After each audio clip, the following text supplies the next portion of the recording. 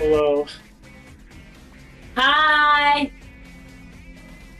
You don't get to see. I thought we were playing Sonic because I'm stupid, and I was going to say that I have my hat on backwards and it's okay. My watch is on the back. I'll get it. Thank you. You're welcome. Molly! Molly, Molly, Molly, Molly, Molly. I'm going to chase you. I want to chase you. Come on, run. Run, run, run, run, run, run, run. Oh, oh, oh.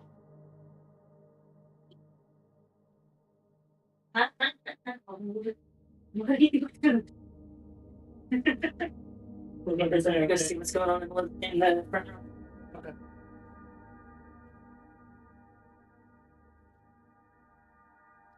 Hey, Pants.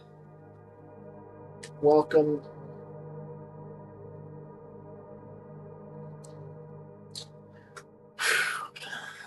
The end of an era.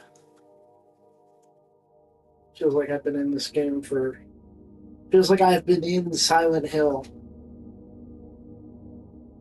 for this long. Looks like the water was loose. Okay. And Bella is only half on her thing again, but she looks comfy as shit. Like her snout is tucked in, and she's cold, Yeah. most likely. Did we reset her heating pad? Yeah. Okay. I did. I know, you do it every day. Anyway. It's tucked in, and all she did was move her eyes to look at me. You bitch! So, it occurred to me two different things. I did not play the original Rebirth ending on stream. I was shoving a lot into that stream anyway, but also, I just didn't deliver the punchline. On my thing about the bargaining, you might have been able to infer it, but the reason I brought up the whole bargaining thing is because of all the endings, of all the things in Silent Hill 2 that could represent bargaining, Rebirth is the ending that represents that. Yeah, that he's definitely bargaining it. Maria maybe could represent. I don't know. Sometimes he's like, maybe she is alive, and it's like, yeah, kind of. But in terms of like a major theme, bargaining does not show up until there. Yes. Kind of.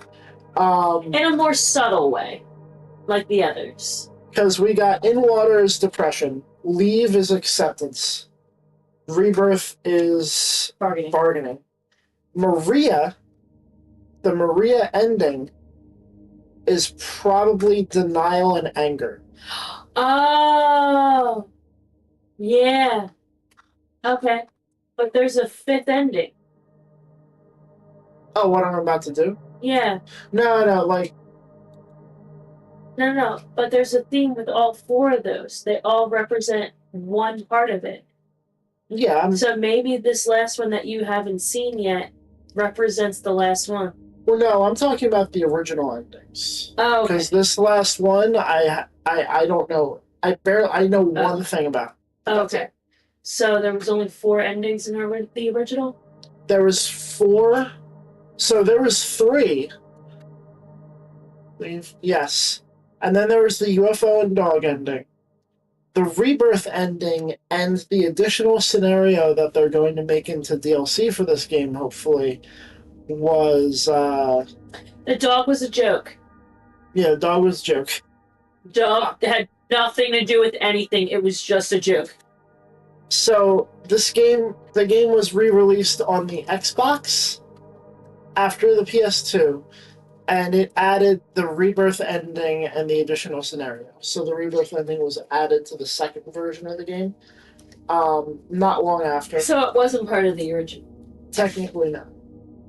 Oh. Yeah. Part of the thing wasn't really in the game as much. Yeah. It kind of completed it. That's what they want you to think? Yes. Exactly. Now you're thinking. Oh my gosh, shut up, both of you. Alright, so let's look at the You original. false. Let's look at the original Rebirth ending. Are you ready? Yes, I'm ready. The dog represents existentialism. Yes. There we go.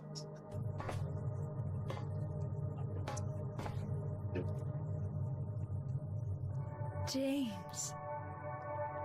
Maria, I'm finished with you. Oh. But I'm what she wanted. Mary's dead. Don't you understand? She's not coming back. But I can be yours. I'll be here for you forever. I'll never hurt you like she did. So why don't you want me?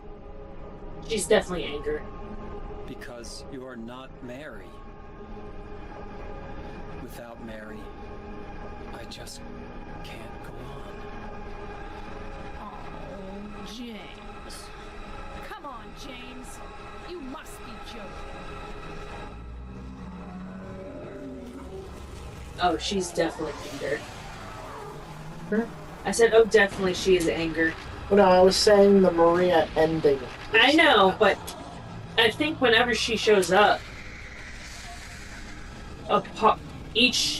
she represents all five. He does all five with her.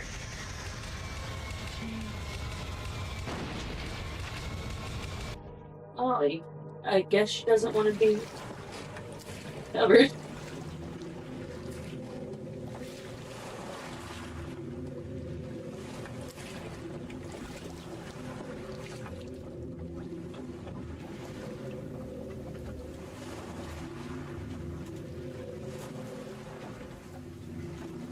Mary, you look so peaceful. Forgive me for waking you. But without you, I just can't go on. I can't live without you, Mary. This town, Silent Hill. The old gods haven't left this place. And they still grant power to those who venerate them. Power to defy even death.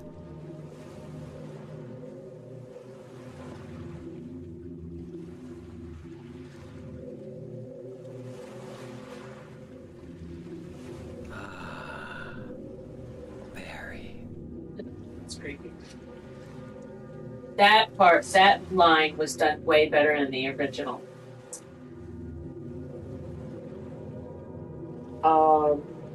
But maybe, I think the remake is trying to do something different. Oh, this is that little island Yes. that the woman was on in the story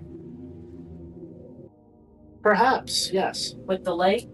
Yeah, perhaps. Because there's the lake, a secluded island she can't get off of.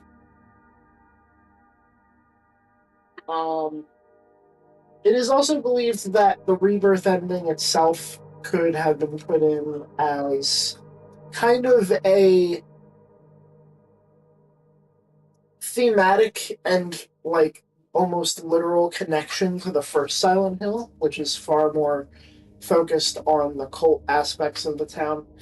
But that, I just realized, What? that entire thing, including the fight, included anger, denial, bargaining, and what's the other two?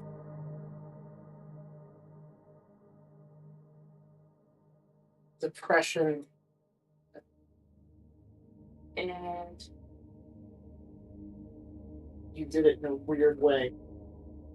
Depression, acceptance. it just didn't have those last two. Yeah. It had anger, bargaining, and denial. We also have characters that represent each one, I believe, because with Eddie we have That's anger. With Eddie we have anger and denial. Angela's depression. Yeah, she is. Clearly. James is bargaining. Laura Is acceptance. as a character? As is acceptance. Okay. I don't know. Not completely, no. I would say I think each of them have like one or two. I would say James is denial and Eddie is anger. Yeah, definitely. But I think if anybody had to be acceptance, it would be Laura. Yeah. At the end. The notable thing being there doesn't seem to be a character that really represents bargaining. Well, James. I guess. But that doesn't fit my narrative, so fuck you. He barely goes through bargaining. Learning out here. But on top of that, Dave. What? The 5 stages of grief aren't perfect either. Not everybody goes through all of them. Yeah, and it's outdated. Correct. So disproven too. This is perfect for the fact that he doesn't really go through bargaining. Yeah.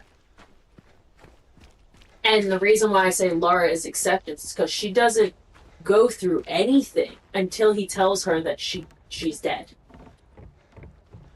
That's when she starts it, and she goes through all of them immediately.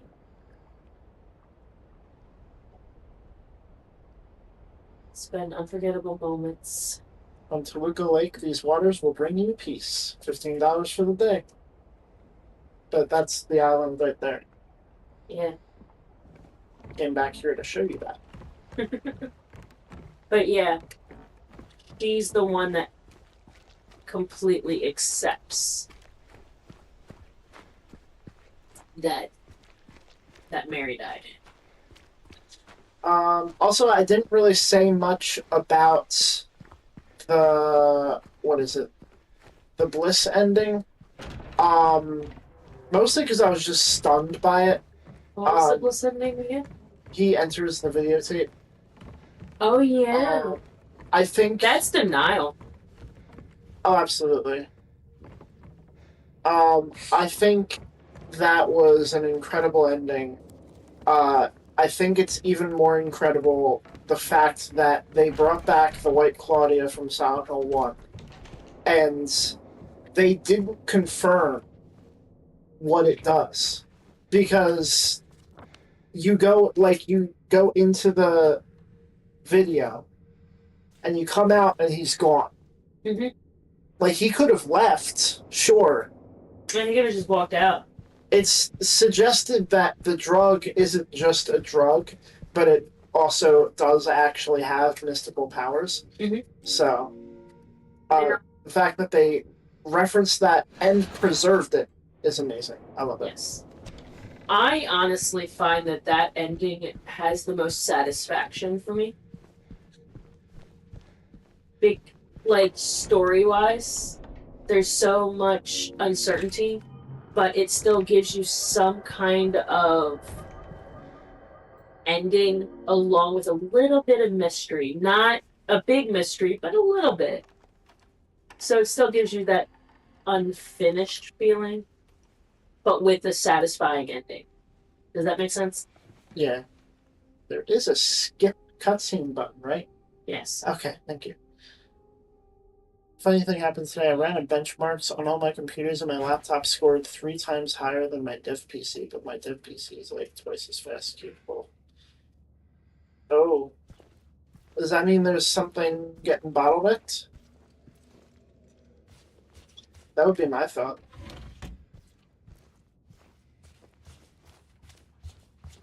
Also, we are going to grab those 2 photographs again, because I'm going to go through the photographs. And we're going to be picking up a different item that we didn't pick up last time. I deliberately avoided it because the item Gives you the next ending? gives it. Yes. Okay. Sorry, that was supposed to be a question.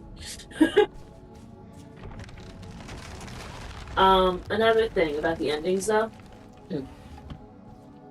Every single one of them gives me, incomplete vibes. Well, that's because I feel like that's because you don't really know which one is the truth, and Yeah. any one of them can be. Yeah. Like, it feels like something isn't answered. Too much. Too many big things. In every single one of them. Yeah, they all leave it open to your own interpretation. Correct. And I don't think I like that. I think that's why I like Bliss the most.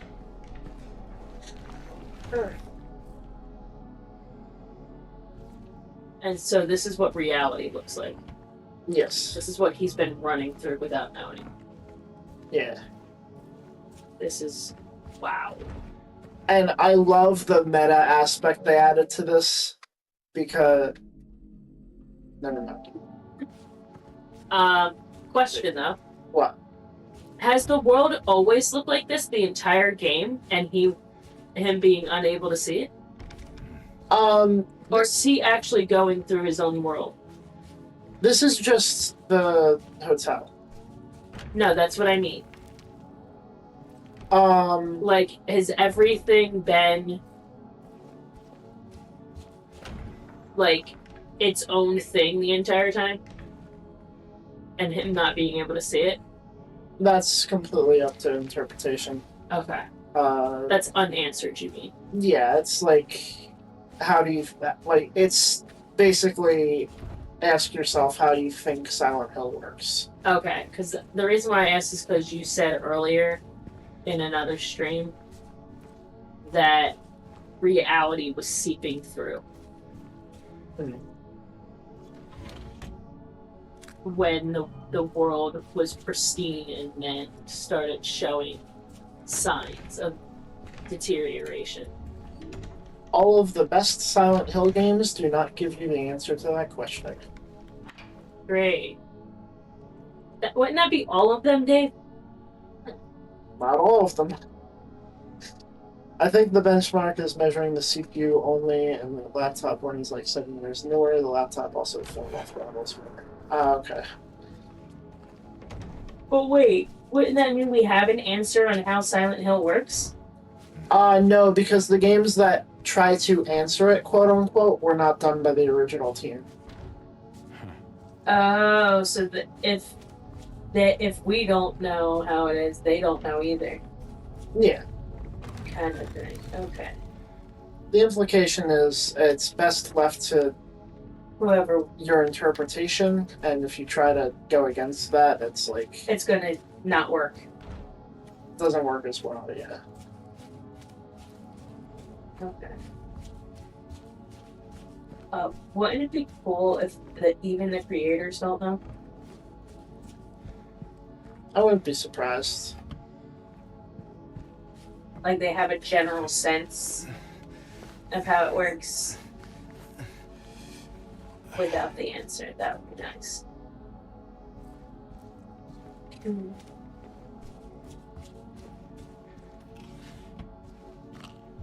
Is that... Bullets you're not gonna use. I technically can use them, but my chainsaw is just the most powerful weapon, so there's no point. I know, but you're still being the hoarder that you are in the other game. What other game? With Tim. Fallout. Isn't that the game? Oh, yeah.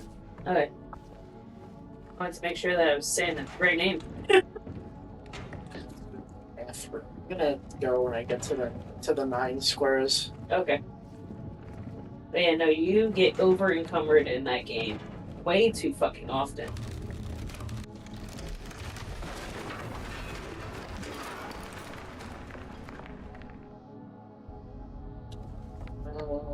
Am I missing anything? No. It's a fucking... Stop. There you go. Jump down for everybody. Wow.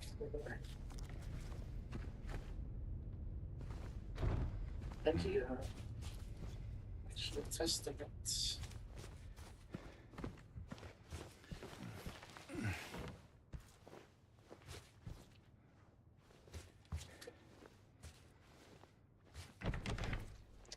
I do have to give context for this ending as well. Ah? Oh, I didn't read this last time. Wash yourselves, make yourselves clean, remove the evil of your deeds from my sight.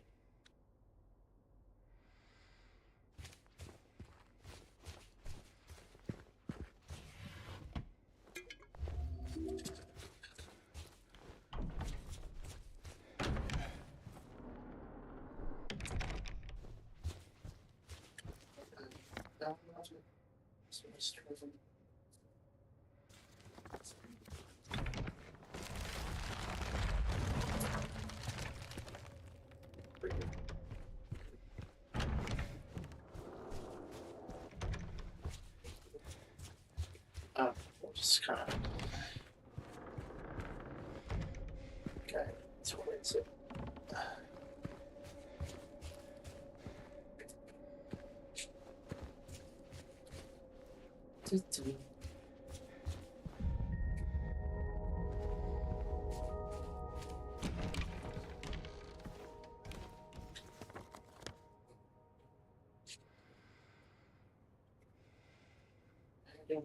Where the fuck am I going?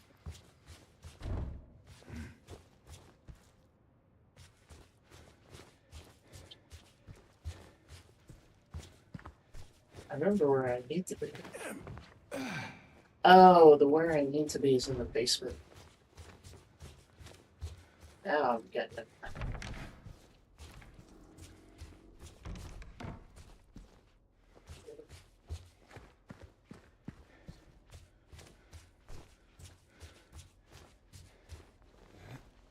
Excited. I'm probably gonna get to a different game tonight. I am excited to see this ending now. Huh? I said I am excited to see this ending too, though. Gotcha. She will not be cured. All that suffering. I'm no longer sure if it was of any use. If it meant anything at all. I can't say if this newfound understanding, if there's any wisdom to be had in all that happened. I suppose that's for you to learn. And I hope you will.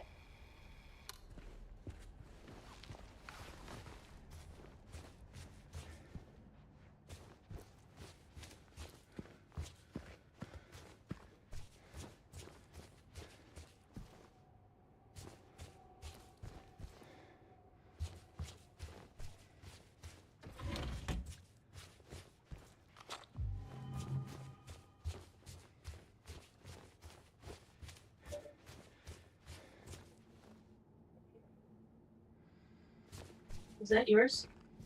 Yeah, I think so. I have a charger here. No, Music. Damn it.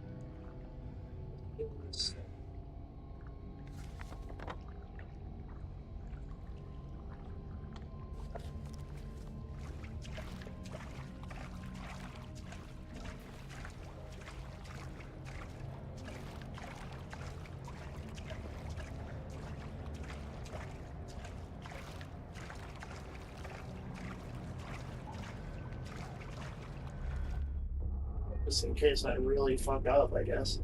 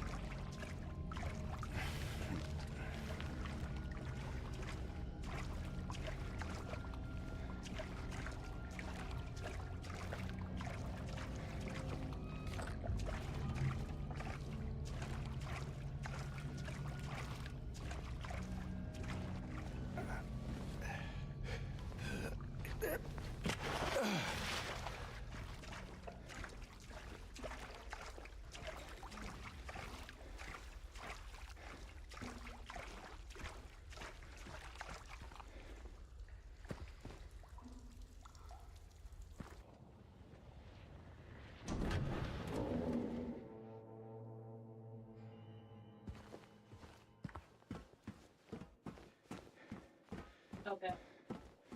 What? I thought I was gonna have to take my headset off. Oh, no.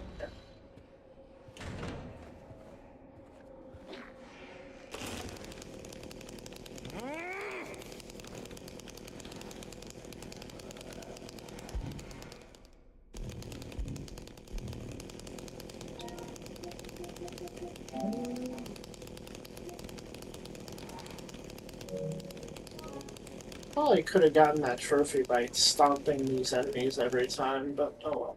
Say what? Probably could have gotten one of the trophies I'm missing by stomping these enemies each time. You know what? Let me do that. At least I'll get a little bit closer to it.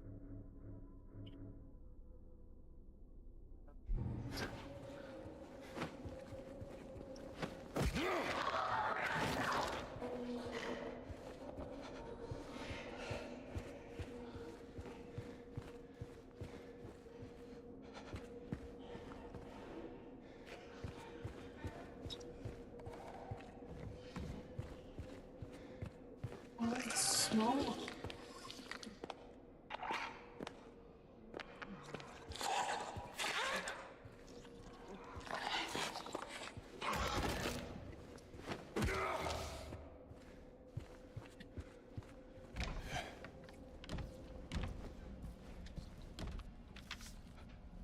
Three, 1, 2 to be cleared out. No one's returning. That's me and Mary's room.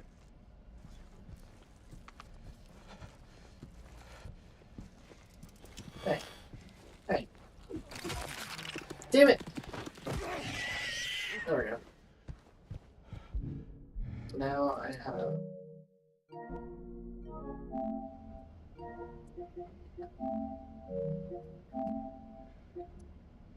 Yeah, 44 out of 50. Nice. Technically, I could just reload this save and keep doing that, but I'm not going to do that tonight. Am I? No.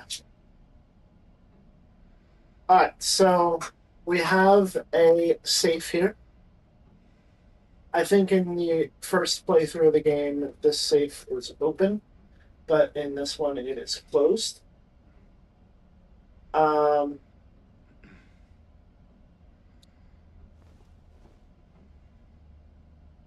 Apparently, there is 3 notes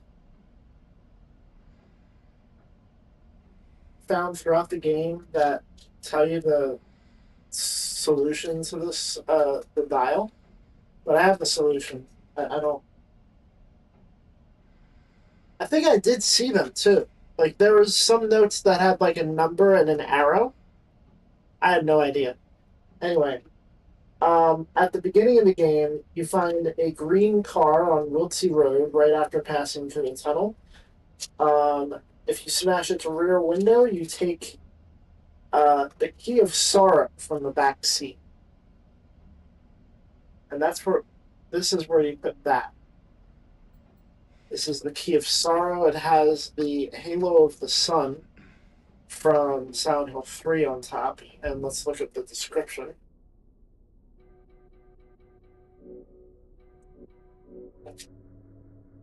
says one thing is to dabble in it, but another is to delve into it. Um, let's see if I actually have those memos on me that have the solution to this. I don't think any of them I actually picked up.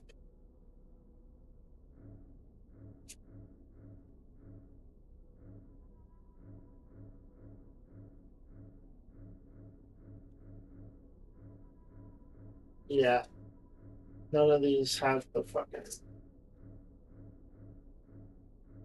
arrow and number on them. Um,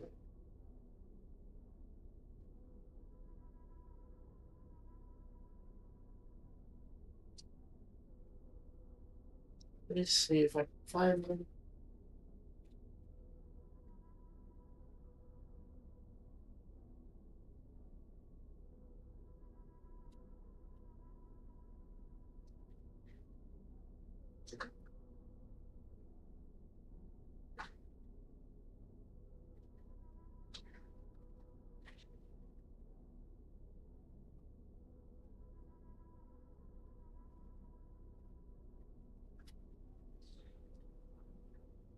The other requirement for this ending is actually to get the in water ending. So let's put that key in there. And then it's 3, 1, 4.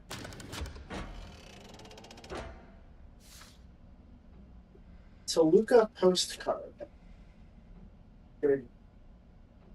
Toluca Lake, a place you'll always return to.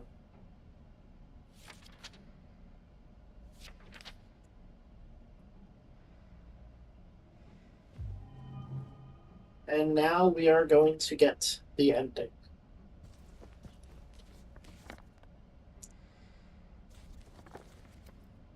Simple as that. Put my chainsaw on.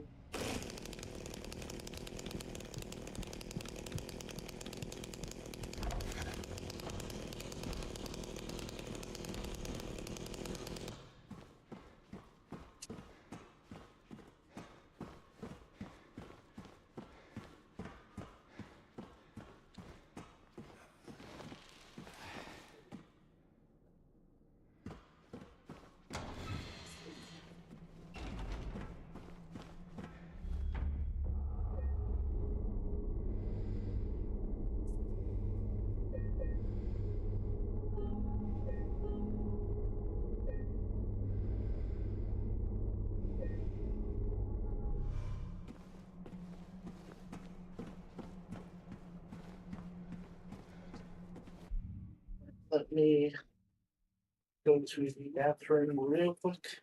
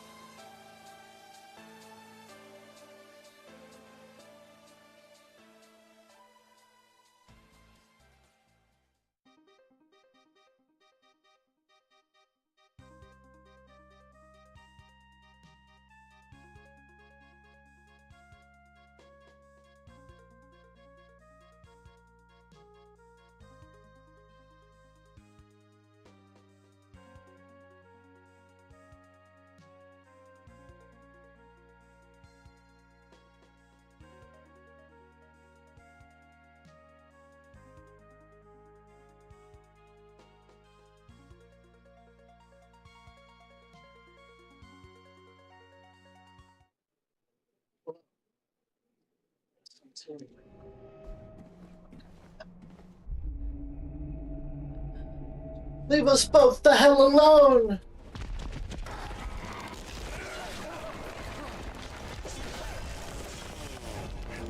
Damn, James.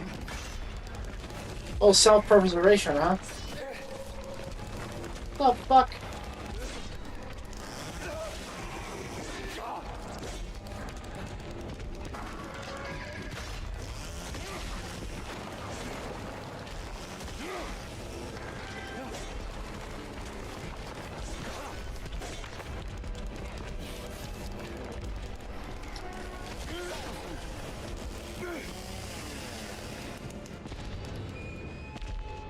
Easy.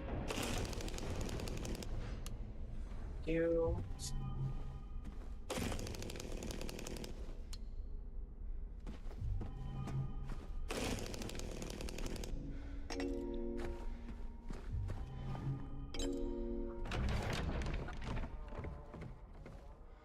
Do we listen one more time?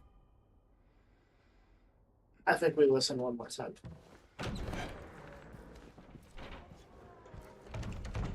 What do you want, James?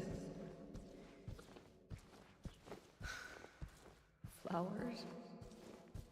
I don't want any damn flowers. Just go home already. Look at me. I'm disgusting. Between the disease and the drugs, I look like a monster. Well, what are you looking at? Get the hell out of here. Leave me alone already. I'm no use to anyone. I'll be dead soon anyway. It'd be easier if they just killed me. But I guess the hospital's making a nice profit off of me. Why are you still here? I told you to go. Are you deaf? Don't come back. James. Wait. Please. Don't go. Don't leave me alone. I didn't mean what I said. Please. Tell me I'll be okay. Tell me I'm not gonna die. Help me.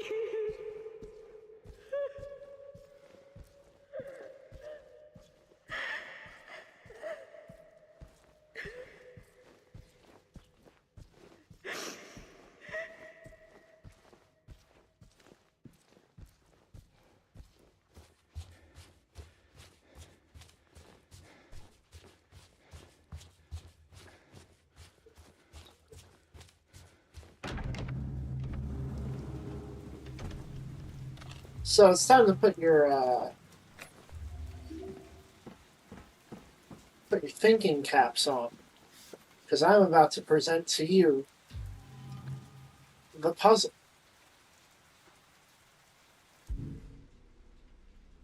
The strange photos that I've been picking up this entire game.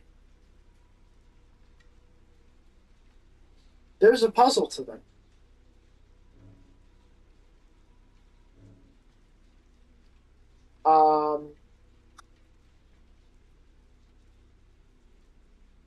There is. Someone figured it out and got it confirmed. But let's look at each one, I suppose. There's nothing really to look at with the back of them. They each have a number. They're in order. Shape forces the mind. Still can't get it right. Aftermath. Road trip. Your best buddy. Whole world ahead of us. Old man's always prepared. 4 months to go. The new clock.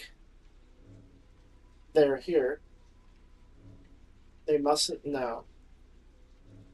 No one knows. At least she was there. Her drawings. Best flavor. Church entrance. That is actually the church that is in the Rebirth ending. Ready to kill it. Made it. So far from home. How the time flies. Forever together. Career's humble beginnings. Valentine's Day. I've been happy. So many people here. Better leave. So I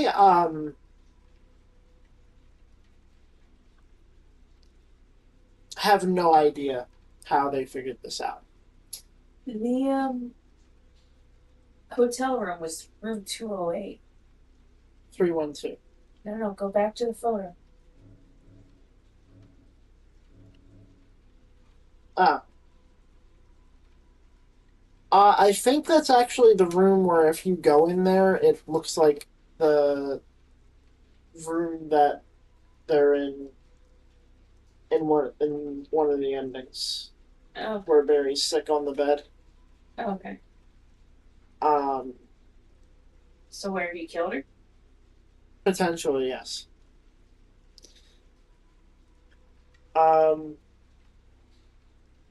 don't know how they figured this out. It's because I know the solution. It's in my head. And for some of these, it just doesn't make sense.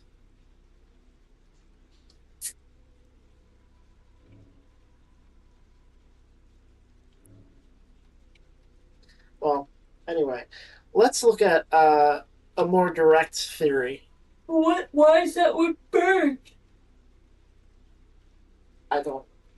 Let's look at a more direct theory about these photos before we get into the solution to the puzzle.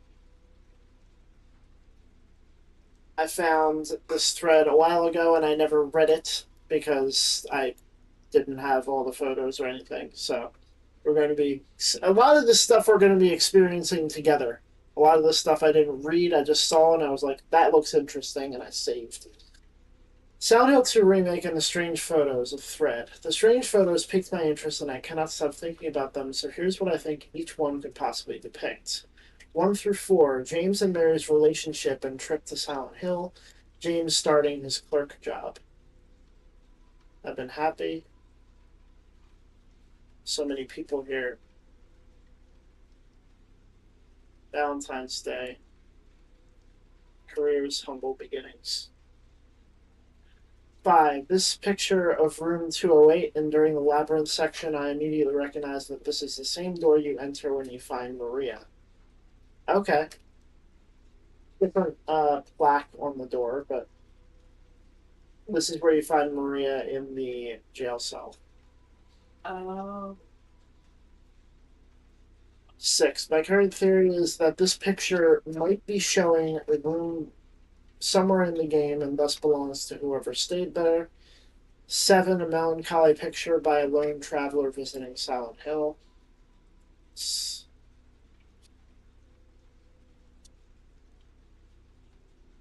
So far from home. 8. My guess for this is the same as 6. Being showing a room somewhere in the game thus belongs to whoever stayed there. 9. Polaroid in Heaven's Night from Maria or another stripper. Ready to kill it. Another Mary pic. Church entrance.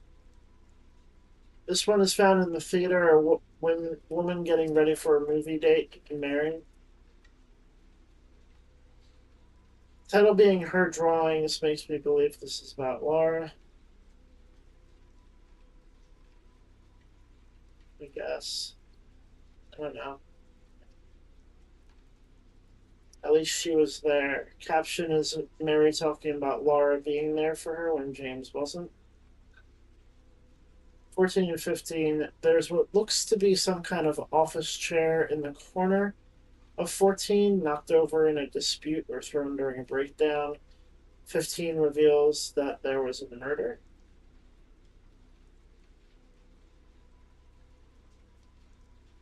It looks as though the victim was buried beneath the sheet and the blood was seeping through.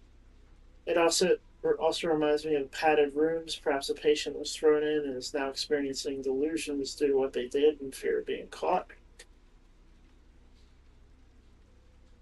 And I know this is going to be a huge reach, but the bright lights emitting from the windows plus the ominous tone of they're here makes me think they might not be human. We know people were at Silent Hill to investigate the supernatural, and that's what this reminds me of.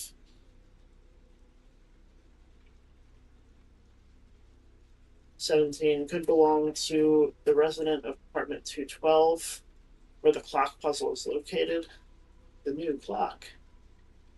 18 found in the prison. It looks similar to a hospital bed and may imply it was taken during the outbreak of illness amongst prisoners. 19 also found in the prison bloody footprints leaving a crime scene belonging to a prisoner or their companion. 20, the lines aren't actually part of the photo but rather carved into the Polaroid. Could represent James ruining the whole world ahead of him and Mary. Whole world ahead of us. If I had to relate this to James, I would say best buddy is Pyramid Head, ready to break down the door and jump him, considering this is found in the labyrinth. 22, Mary and James's trip. That's also the view he would have had if during the rebirth one. Well, that's the view he had on the way to the hotel as well. Yeah.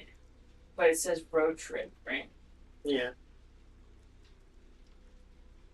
That's what I was thinking. It was more Mary. 23, found next to a bed with empty bottles, a shredded photo of a couple post-breakup.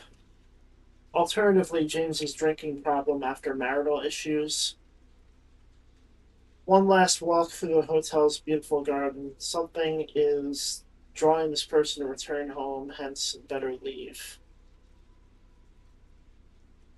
Overexposed and hard to make out, but same theory as 6 again. I think we all know what this is depicting. That one's the save point, right? Yeah. So, here's the thing. Apparently, if you count the objects in each picture and then connect them to the amount of letters below the picture, you form a message.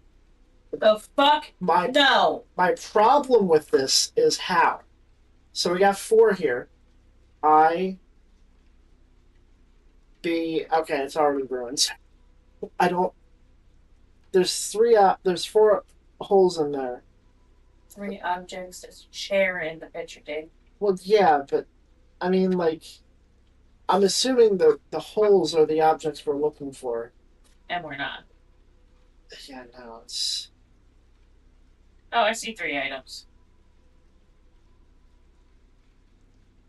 The chair, whatever the fuck's next to the chair, whatever is above that.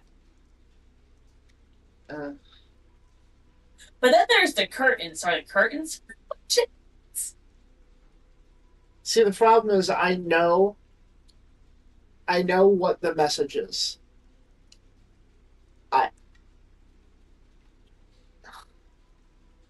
You're gonna stop keeping us in suspense. Yeah, I thought this would be easier to follow, but we're supposed to get Y out of this. How? I don't know. I BH does not spell Y. No. We're supposed to get to the letter Y from this picture. How? So, What are they, one-letter words? Forming a sentence? Like, what the fuck? Anyway. so I don't look. I'm gonna try to find a guide here.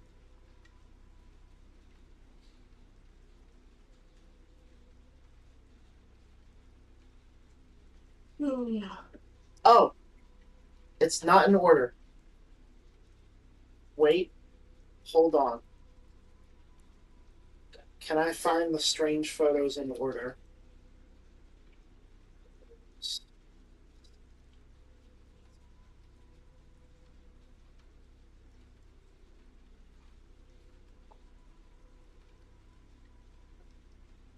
Okay, so let's see if we can solve it this way. Um,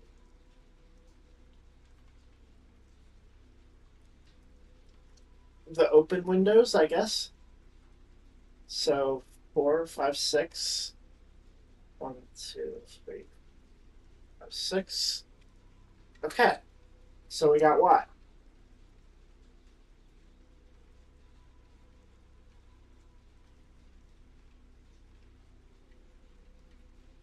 Let's see. Let's see if we can do this.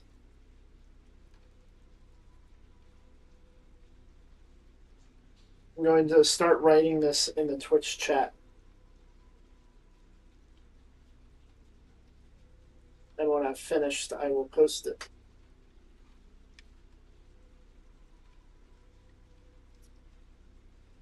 Here we got 2. Right, we got the 2 posts. So that gives us O. I'm finding each letter, not word. Yeah.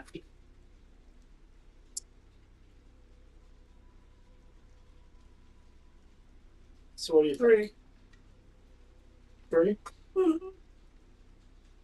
Oh, the 3 lights here? Yep. Okay. Oh, it's YOU.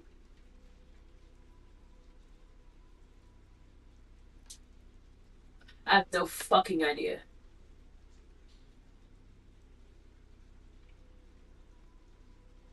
I would say 1. One thing. It could be 2 because the shadow and the flowers, but there's only one set of flowers and there's only one set of shadow.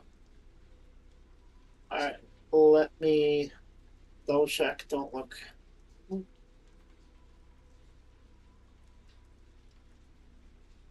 Alright. It's 1. Yeah, it's 1. Oh, this is 7. 6, 7. Alright, so E. So V 4. Do we count the apostrophe? no. So VEB. Okay.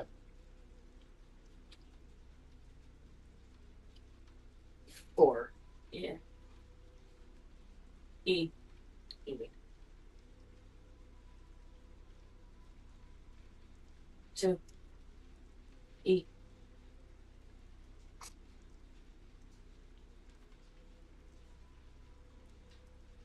Yeah, it's making no sense.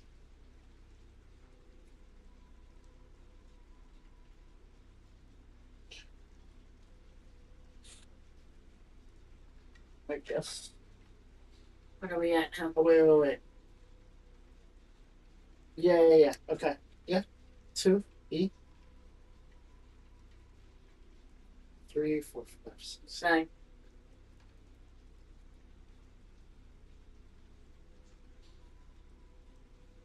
N. Yeah. So that's what we got so far. Okay. Oh, that VE was fucking me up. 6.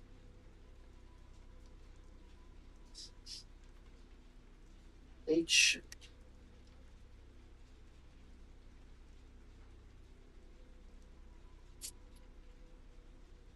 The fuck do you count? I guess 8 windows? No, I'm talking about 11. What do you mean? No, here, yeah. 8 windows?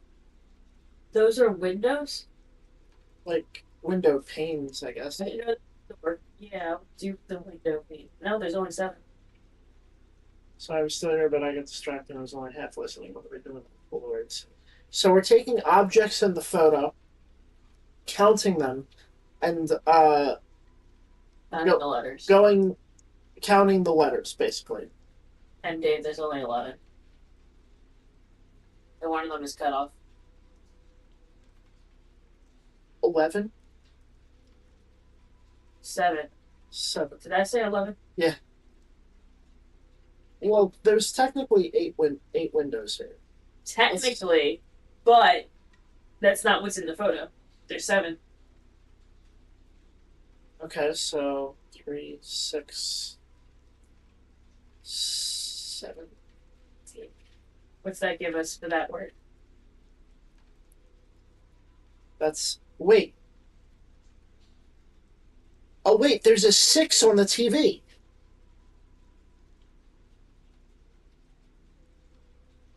That creeps me out. Okay, so it's E. Yeah. That creeps me out. I don't like that. That made me feel icky. Is that really? Oh my god. Hang on, I'm curious. Don't look. That made me feel disgusted. So gross. 6 is on the TV. Yeah, that's the solution for that one. Oh my god, that was crazy. All right. One stripper pole. There's one pole. It's the main focus of the thing. There's one stripper pole. Yeah. 3. 3 blood stains.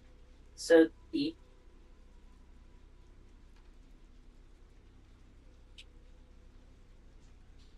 One chair.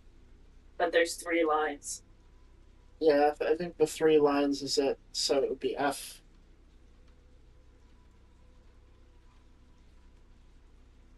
One bed. Because the bed is the focus on that one. There's 2 things on the wall though. Yeah, true. So it's either F or O. And we've got a 208 and 1-4. There's 4 squares, 6. 3 numbers. I think the numbers are the focus, so it would be. It could be R. G. Okay. Because 2 plus O plus 8 is 10. New clock. There's 1 clock. So it's T. See. Are we getting a word with this one? Because we're just guessing here. Oh yeah, we're getting the words. I'm 11. typing them out. 11. 3, 6, 7. Yeah, I double checked. It's 11. So that's W. This would be 3. Lines. It's O. Oh. Where are we getting so far? This is bullshit. You've been here for 2. Oh my god. Okay, it's not the word I'm thinking of. Pneumatics, but okay. There's 1 radiator. And there's 1 window. I'd say N. M, sorry.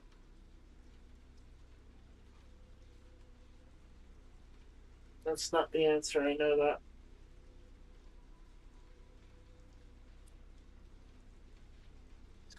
So A. There's There's 3 lines here. Are you fucking kidding me? The radiator's the main focus, so this next word starts with D, huh? Hang on. Let me check. Check the answer. 20 is 3 marks on the bottom left, like scratches. Yeah. That's bullshit. It's not the focus.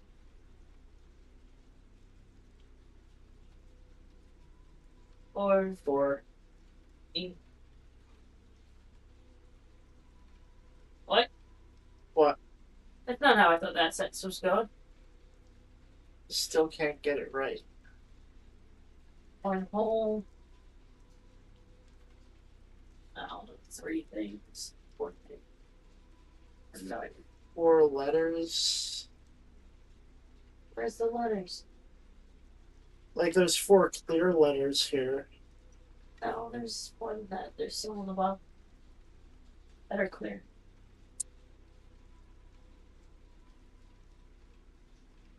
There's gotta be something here. Something.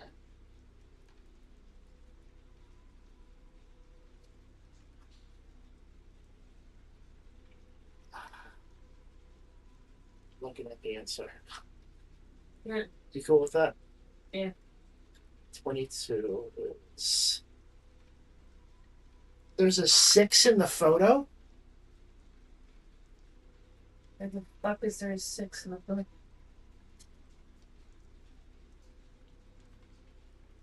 Hands. There is not a 6 in this photo. There's a 6 somewhere in this photo. There it is. You! Suck my fucking dick. Oh my god. Dave, that is bullshit. That's bullshit. I don't like it. That's mean. Ah, fuck. 1, 2, 3, 4, 5, 6, 7, 8. 3, 6, 7, 8.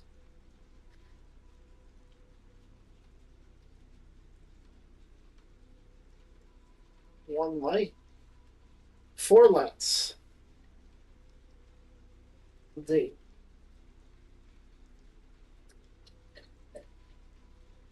Two flowers.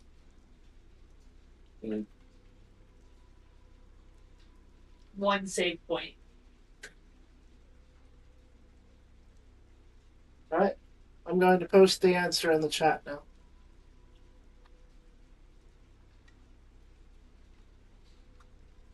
So what the fuck?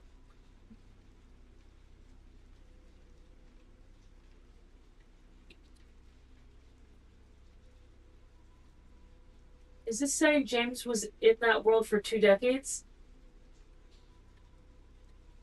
This has been confirmed by the developers of the remake. That is the message that they left. It is an implication towards the loop theory. Yep. But it is also a reference to the fact that the remake came out 2 decades after the original. So it's saying the fans have been here for 2 decades. That's cute. I like that. That was mean with their sixes. Very dull, not very clear 6s. But also, James could be there for 2 decades and looping the same shit over and over again. And getting all these endings. There we go. I hope that was fun. No. Okay. Okay, it was fun. I had that spoiled for me because they spread it everywhere. Like I could not avoid reading that, so I wanted to try and like preserve the authentic experience for that for you guys.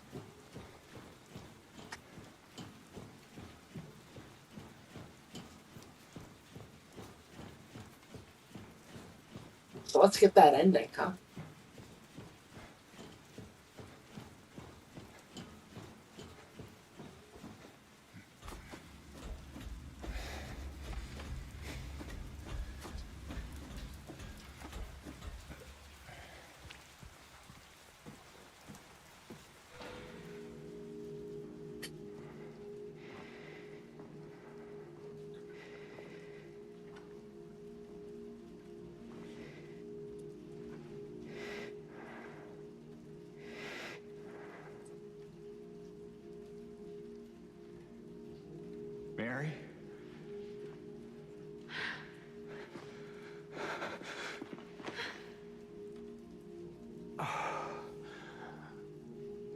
I have missed you so much.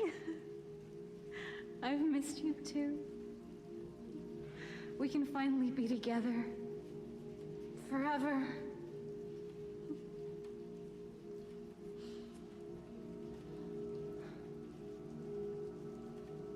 No.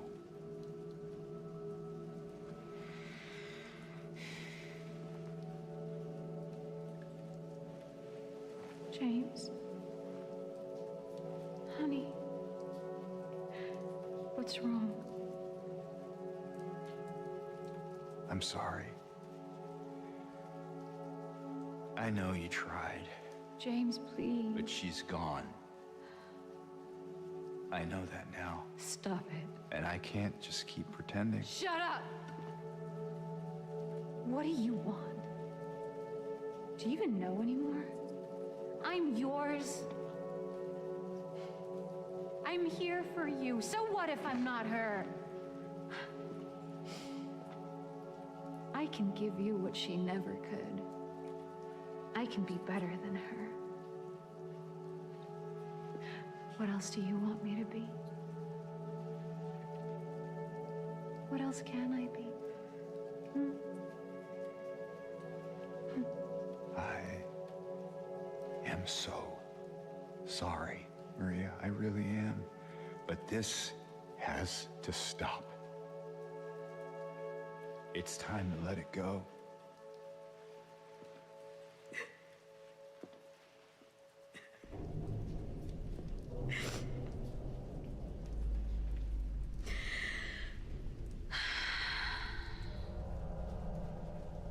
No.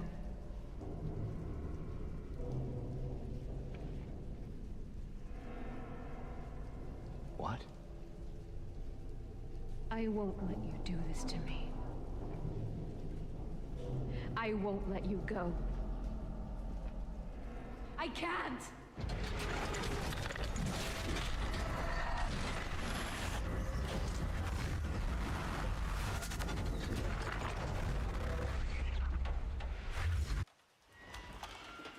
What does this mean?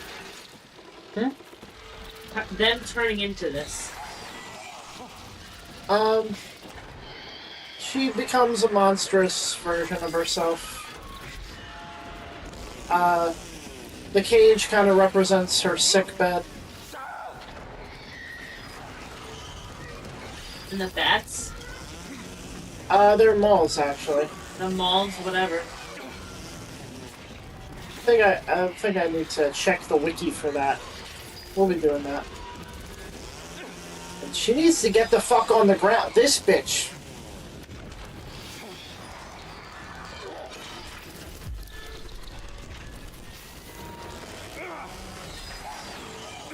What is going on? She's too high up. She goes down. Like now, when she goes to attack. Okay. And then you can't reach her.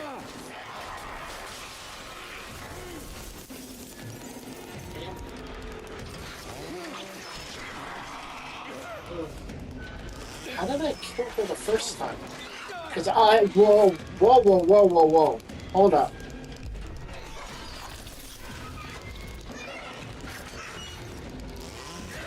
There we go. Holy shit. Oh, you only needed 2 hits. Yeah. Like, why is he still doing this? Maybe he just needs a shotgun.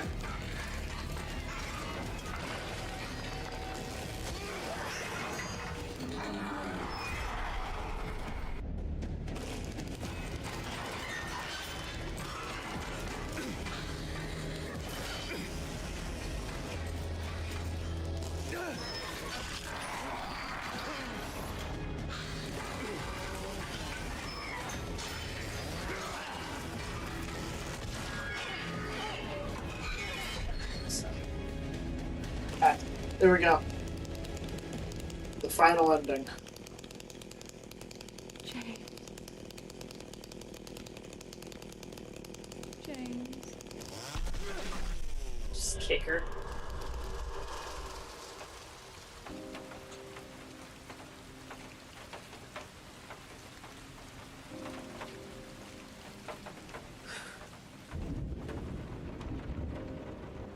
tried. I really did, but I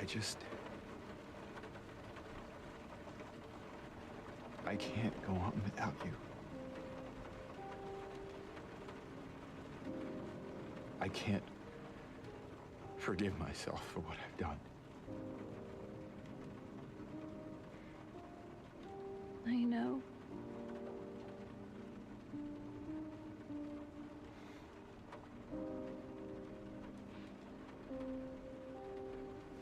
What's wrong, honey?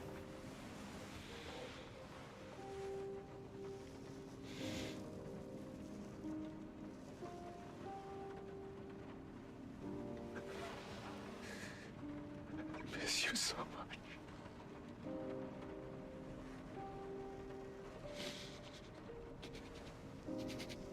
I'm sorry. I am so sorry.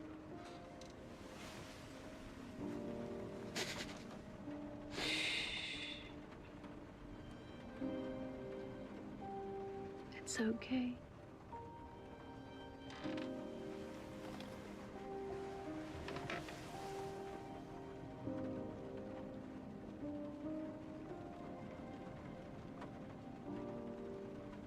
Will you wait for me? James. I've always been waiting for you.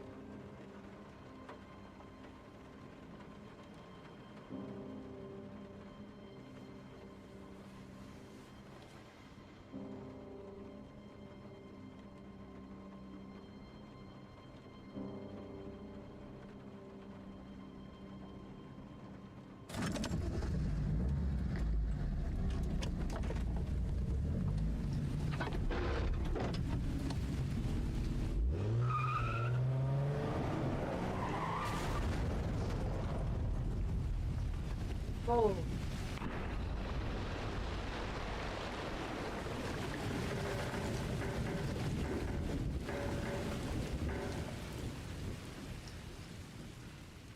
Oh, that made that worse.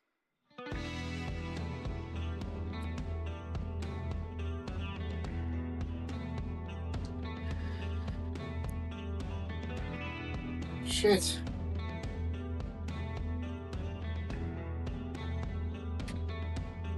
That was way worse than the drowning one.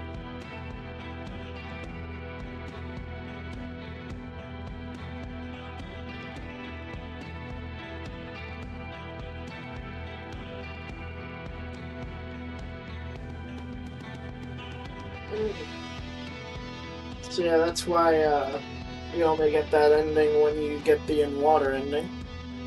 Uh-huh. What was the difference between the two? The things he said were different, but also, like, he looks in the back seat in the in water ending, but she's not there. In this one, she is. So he's still kind of in it. Versus the in water one, he's accepted what he's done and just does it.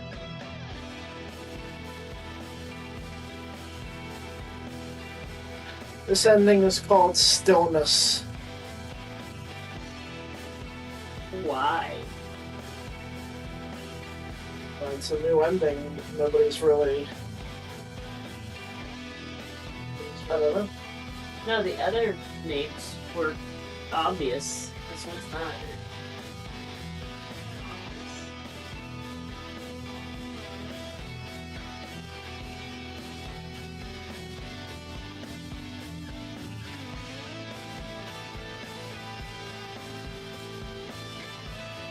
That puppy Heard.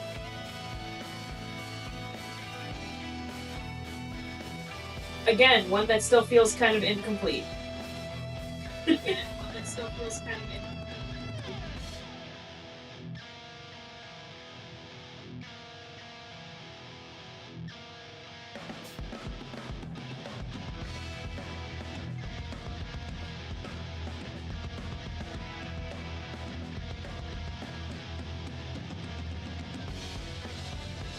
Been thinking on this for a couple of days because this new ending really gave me a lot to consider, and it might be my favorite part of this remake. I think I've figured out what they're trying to do here. As most of us have found, I'm sure there's the "I can leave by not leaving" note, which heavily implies James is stuck in a loop. What I think Stillness is him finally breaking that loop. The way the scene is framed, it appears to take place upon him first arriving at Silent Hill and not after the events of the game. Oh, yeah. He comes to terms with his grief, asks Mary to wait for him, exits the car, then sends it into the lake to give Mary a water burial. Oh! Was that him exiting the car? I don't know. That would explain why they didn't show it. The audio cue is slightly different. He definitely got out of the car this time. Okay.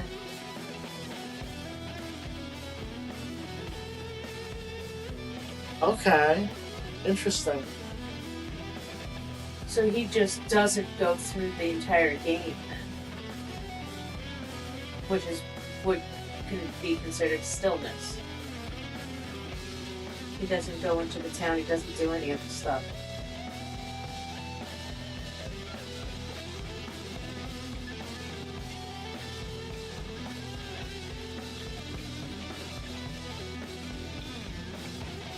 Which would also be confirming the loop. Yeah. It doesn't have to confirm the loop. No, that ending confirms the loop for that ending. I still don't think it has to for it to make sense, but it can, yeah. No, Dave, that's the end of his journey. Yeah. And you flash to the beginning.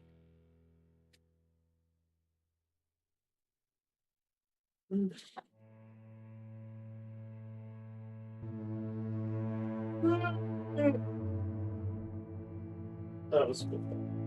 There was no indicators that he walked there, is what I'm saying.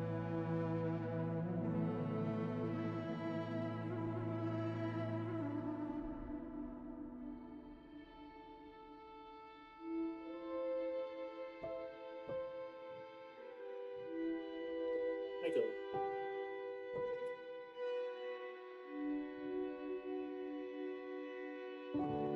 You have stuff to read, correct? Yes. Damn, that's a lot of people. Production babies. I wonder if that was all the interns. No, that was supposed to be the babies that were born during production.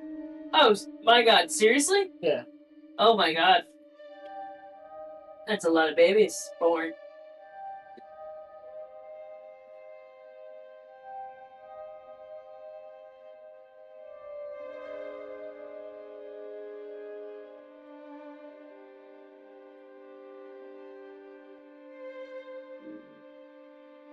No achievement for that one.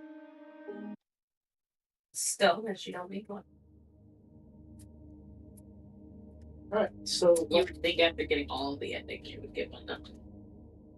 that is an excellent addition to the pantheon of Silent Hill 2. Yeah. That was fantastic remake, as I've said multiple times before. Let us look at what people have uncovered about this game. I have quite the collection of things. We all know about your notorious tabs, Dave.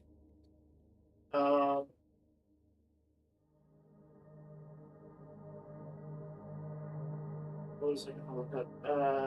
Oh yeah, Mary. Oh, boss. Mary Boss.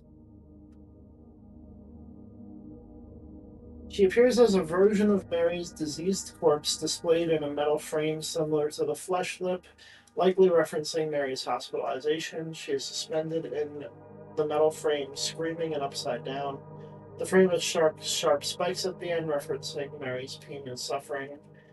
Mary wears some sort of triangular hood restricting her head movement. The hood is inspired by that of a presumably Christian nun and appears attached to her frame as if she is unable to escape from it. The hood also has a massive glowing dark tentacle which Mary can use to strangle James. Oh, that is also reminiscent of how Maria dies one of those times too. She was upside down in one of those frames.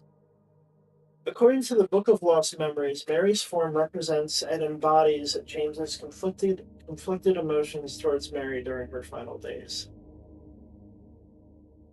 When Mary was ill, she had overwhelming feelings of anger, sorrow, pain, loneliness, helplessness, denial, and a deep disgust with her body due to her disease. She had felt that her predicament was unfair. As Mary had said in her letter, when I first learned that I was going to die, I just didn't want to accept it. Mary had been conflicted and confused about her true feelings. She would express her vacillation between wanting and not wanting to die. She would also violently lash out at James, as does this boss. The metal lattice probably symbolizes Mary's sense of confinement then, and her having been invalidated and bedridden. Ironically, Mary can also use the tentacle to strangle James, similar to how he had asphyxiated her. Monster wears some sort of tight headgear, meaning her hair is invisible. This could be a reference to Mary's hair loss caused by her disease. Alternatively, the nun's habit-like hood may reference Mary and James's state of forced celibacy due to her illness. The monster wears a dress that is very similar to what the Bubblehead nurses wear. Um, in turn, James had become likewise conflicted and confused about his true feelings, concerning whether or not he still loved Mary or could still love her, how properly he had been acting toward Mary during her illness, how hard he had looked and tried to find her a cure, if he could live without her, etc. Then add on to this, James killed Mary prematurely by suffocating her with a pillow, raising more philosophical questions and confusion. In the Maria ending, Mary guilt trips James, indicating that the monster is also symbolic of James's guilt. Um, Monster in relation to Maria. In all the endings except the Maria ending, the boss actually is Maria, meaning that the boss is also probably symbolic of Maria to a certain extent and may symbolize some of Maria's own feelings. In essence, the boss could symbolize the duality and dual nature between Mary and Maria. It could also represent Maria's anger and frustration towards James for rejecting it. Despite this, the boss is still simply called Mary in the Book of Lost Memories, likely referencing James's confusion between Mary and Maria.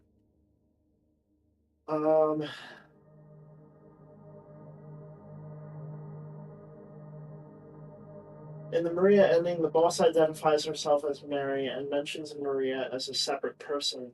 Despite this, it is not entirely clear that the monster is, in fact, Mary. During the ending cutscene after killing the monster, James says to himself, "That wasn't Mary. Mary's gone. That was just something I..." He doesn't complete the sentence, leading to various different interpretations. Theories range from the monster being a complete hallucination that James imagined in his depressed state to a physical manifestation of James's guilt created by the dark magic of Silent Hill, to it actually still being Maria, as in all the other endings, and simply deceiving James again in order to torture him. Moths. The moths that surround her are used to symbolize death and decay, a motif in the game. Comparatively, Maria has a butterfly tattoo on her abdomen, which represents rebirth. James once attempted to give Mary some flowers, but she rejected them. It is known that moths are attracted to flowers and devour them, so the moths may be symbolic of Mary rejecting James's kindness. The moths also may also symbolize Mary's disease eating away at her, taking away all the life she has left. In the observation deck, a quote from Job 13:28 can be found on a wall saying, "While I am decaying like a rotten thing, like a garment that is moth-eaten." In the same room, more writing from Job 10:8 can be found. "Thy hands fashioned and made me, and now thou dost turn about and destroy me." This could be a reference to James giving Mary happiness and later murdering her. Moths can also be found in room 202 of the Woodside Apartments and are attracted to James's flashlight. For this, James found the flashlight on the mannequin wearing Mary's dress. It,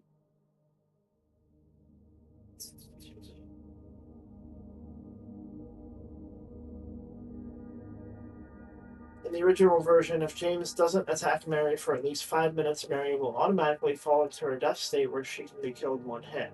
However, this may not be possible in all versions of the game. In concept art, the lattice has a red underside to it. This red underside doesn't appear in the game. Mary's glitch-like transition is visually similar to videotape distortions.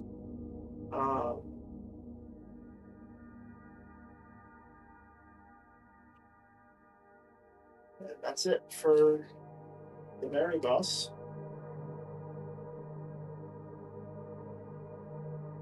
Let us get started on these posts.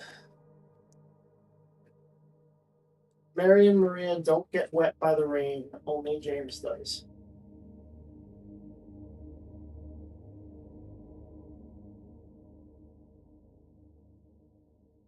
What was that last sentence? Mary and Maria don't get wet by the rain, and Oh, shit. only James does. Yeah.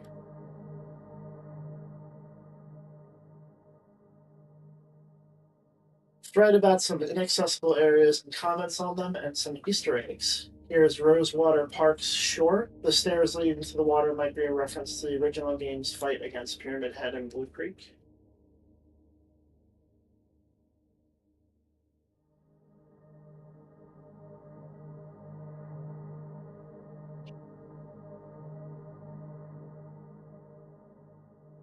Storm Canal and Farmhouse at the opening of the game.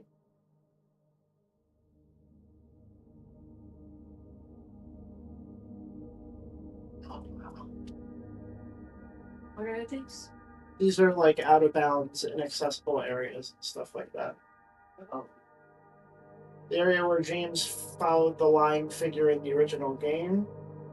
The ambulance that was in good condition in the original game is destroyed and completely covered in rust in the remake.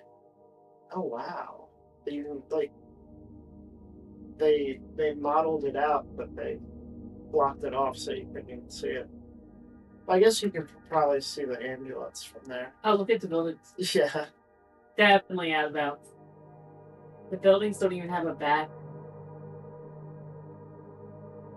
Oh, there. That's the original game. The area behind Laura's wall. There is a doghouse identical to the one, excuse me, where we find the second half of the dog key. Oh my God, there is a doghouse there. That's great. That's where you find the stone thing, right? No, you never go back here, even in the original game. Okay. It's just they put a doghouse there. I guess that's an inside joke. It's also completely modeled out. Yeah.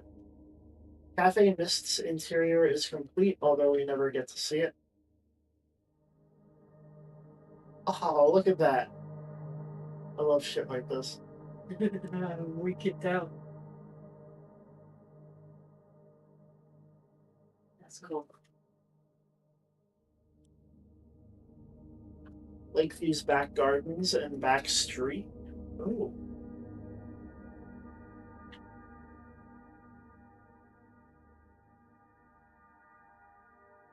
Okay, never able to open the back door. Oh my God, what the fuck is this? Oh my god. What is this? This is the street in the back of the Lakeview Hotel. Why does it look like a fucking lake?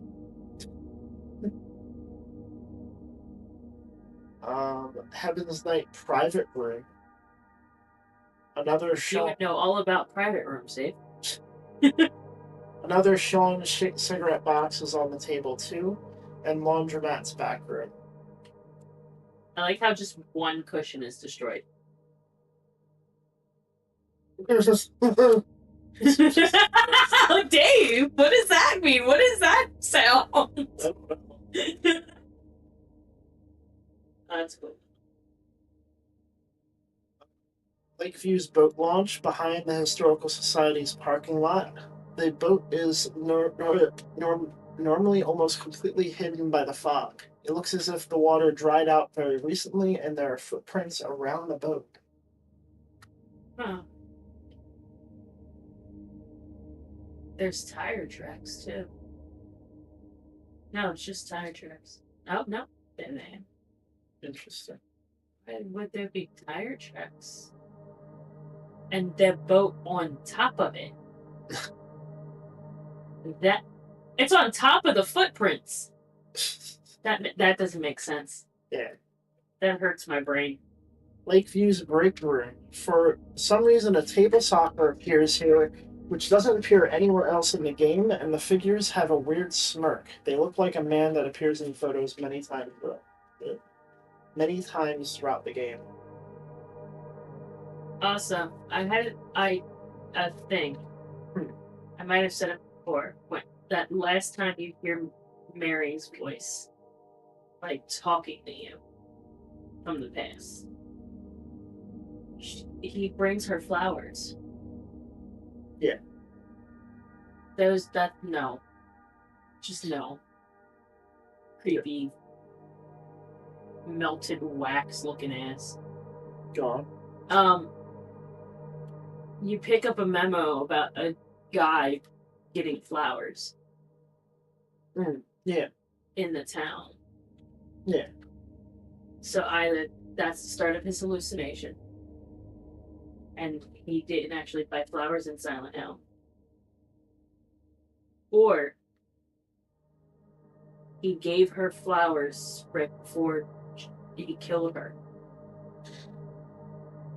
Like soon before. Not exactly before. I'm not saying her rejecting him is the reason why he fucking killed her. What I'm saying is like maybe the day before or something.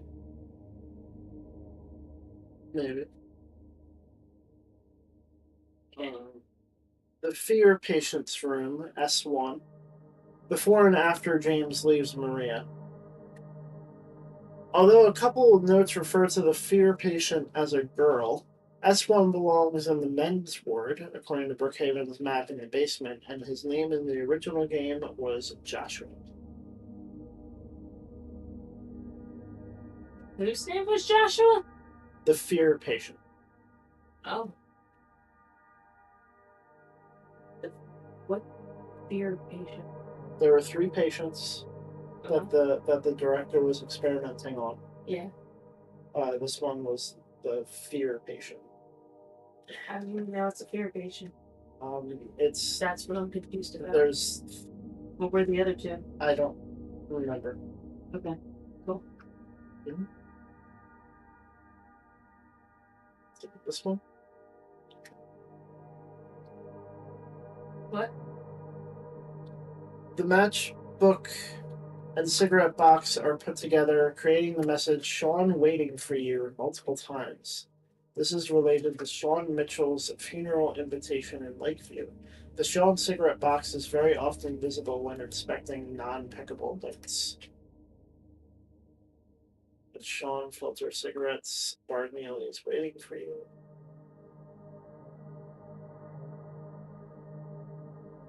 So this person I'm getting a lot of these posts from has a lot of grandiose theories. One I'm going to read through last.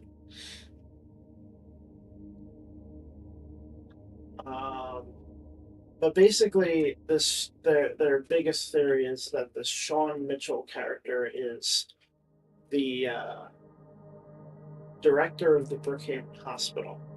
Okay. And it's his funeral? Yeah, there was a thing. What the fuck is that? Someone tell him to stop leaving his glasses all over Silent Hill.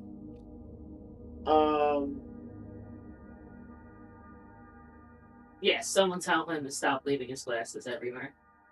Potentially Sean Mitchell's glasses.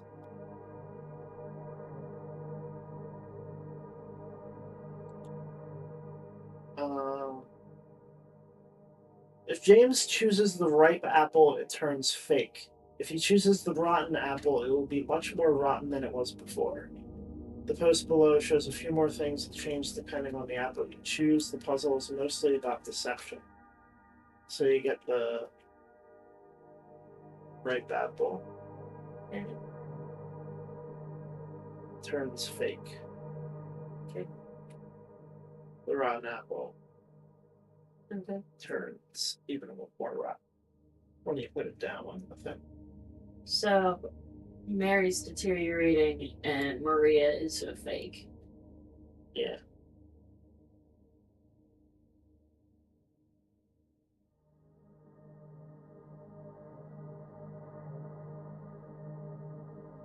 Choosing the rotten apple in the broken mirror puzzle makes room 201 tidy with a pearl necklace and a champagne glass on the bedside. Choosing the ripe apple makes the room dirty with a bunch of pills and different glass on the bedside, and the Snow White figurine will be broken. So it's the opposite. You pick Maria's apple. What the fuck? And oh. You pick Maria's apple and you get Mary's room. You pick Mary's apple, you get Maria's room. Yeah. And those statues are creepy. The map that James takes out to mark objectives is always Brookhaven's map since the beginning of the game. His red marker could be a reference parallelism to the director's red pen that has his initials on it. This is kind of playing into this person's greater theory that I keep referencing. It looks like he's covered his hand with his jacket and is using his jacket to hold the map with how it was clipped. Yeah. When James leaves his items in the locker, the room 312 key turns into the director's office key, and all the maps he leaves are actually the same map of Brookhaven. Also, the handkerchief and Angela's knife don't appear in the locker for some reason. The what? The handkerchief and Angela's knife. Oh.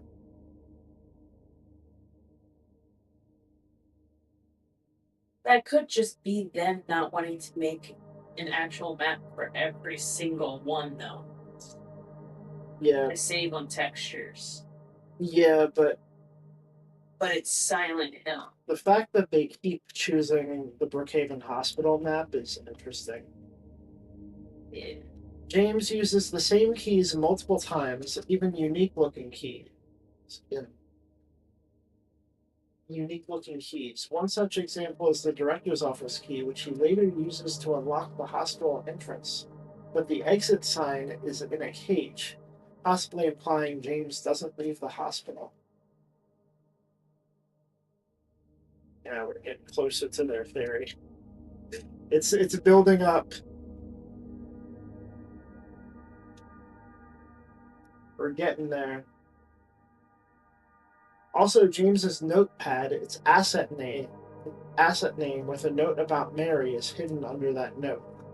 And many more notes in the hospital and prison. The red pen next to the note and hospital key is the director's, and it was on his desk before James crossed to the other world. It has initials on it.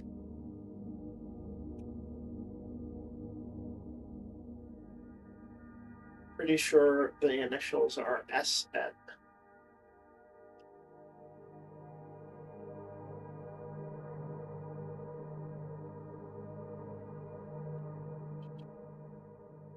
Two dry cell batteries from the original game and a broken key are lying in front of the glimpse of the past in Brookhaven Otherworld. What's strange is that in the original game, James only finds one battery. Why is that weird? They're from the original game. This area is a glimpse from the past, and you use batteries to solve the puzzle, I think. So why is it weird that there's one here and two in the other one? There is one battery in the original, and in this there are two. Yeah, I don't understand why it's weird. There's a lot of attention to detail throughout the rest of the game, so why would they mess that one up? Oh, there's also a key on the floor, broken. Yeah.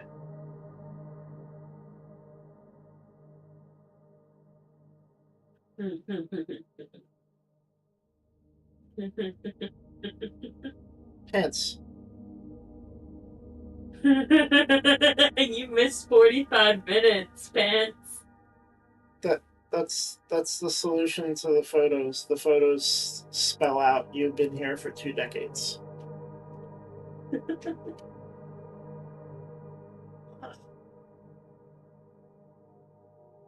I see that. I will send you the VOD, I suppose.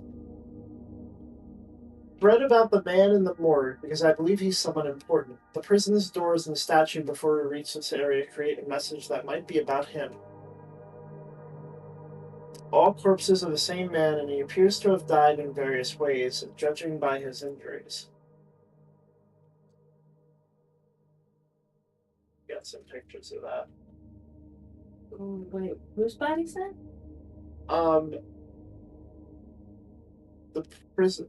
So these are all bodies in the morgue that they all appear to be the same body.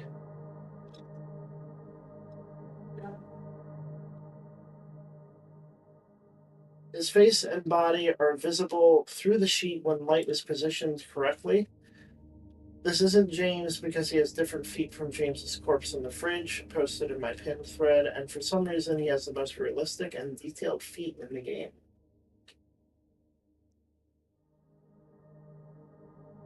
Well, his feet are the focal point because it's not covering it, so we might as well put enough detail. I'm in the middle of like 12 projects and I've made progress in approximately none of them. ADHD, the ADHD, and damn. A lot of attention is drawn to.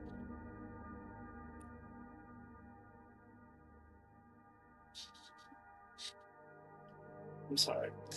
A lot of attention is drawn to his penis. It's clearly visible and erect. One of the corpses has bloodstains starting from his genitals and running down to his feet. This could be related to the hornless ox door's Bible verse, all the horns of the wicked will I cut off. First of all, it is not erect at all. And secondly, it's also not clear at all. That's okay. I see it now, but I looked at it as if it was just how the thing laid on the body. We're getting closer to the crackpot shit. We're getting closer. Are you sure? Because that's the start of the crackpot shit. A poster in Heaven's Night. Dave, Silent Hill, rock hard cocks. A poster in Heaven's Night shows his foot wearing a fishnet stocking. And another poster shows someone wearing red heels and a red robe. Oh, go back to that other one. With an erection showing through the room? It says lust on the leg. Yeah. Honey, that just like the corpse. That is not an erection. The robe and heels are found in Heaven's Night in Lakeview with room 202 key on it. This person, like I said, that's some crackpot shit already. Where's the fucking dick? I'm trying to find the dick to help me. What do you mean? I don't. You haven't found the dick yet? I don't know. Where? Here. Dave, where that crease is, that giant one, move your cursor up. Yeah. Yeah, that's what he's calling it. That's just bunched up fabric. That's what they are talking about. Okay. But it's just bunched up fabric. Okay. One of the corpses curls his toes and moans only if James gets close and looks at it. In the original game, James commented that he thought he saw one of the corpses move, but none of them moved or made a sound and had no distinctive features.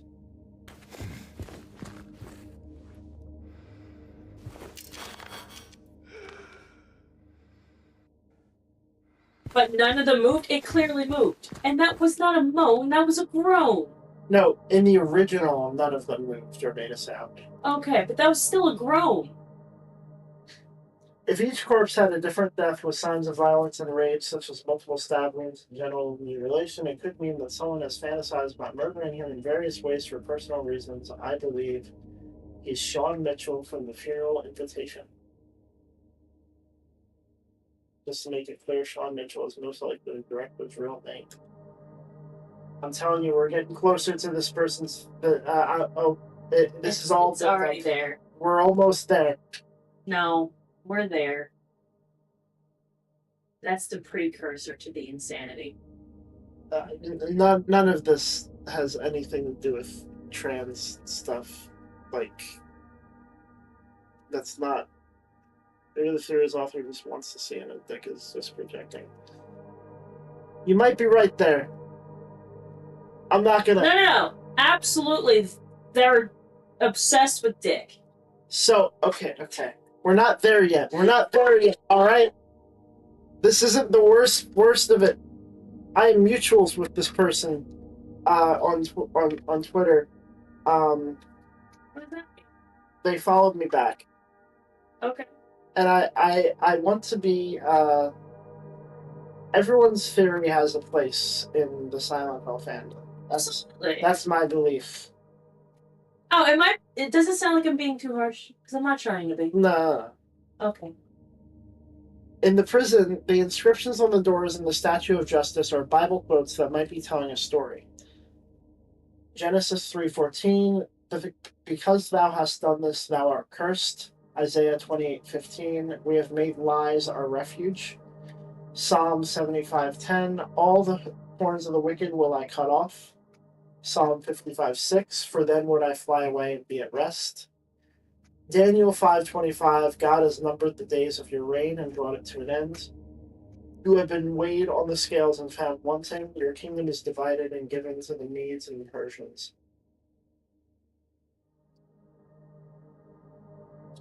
Some of you asked for it, so here are some of the Spider Mannequin's weird sounds. Don't listen to this one while you're out in public. This only triggers when they're idle, not crawling or attacking.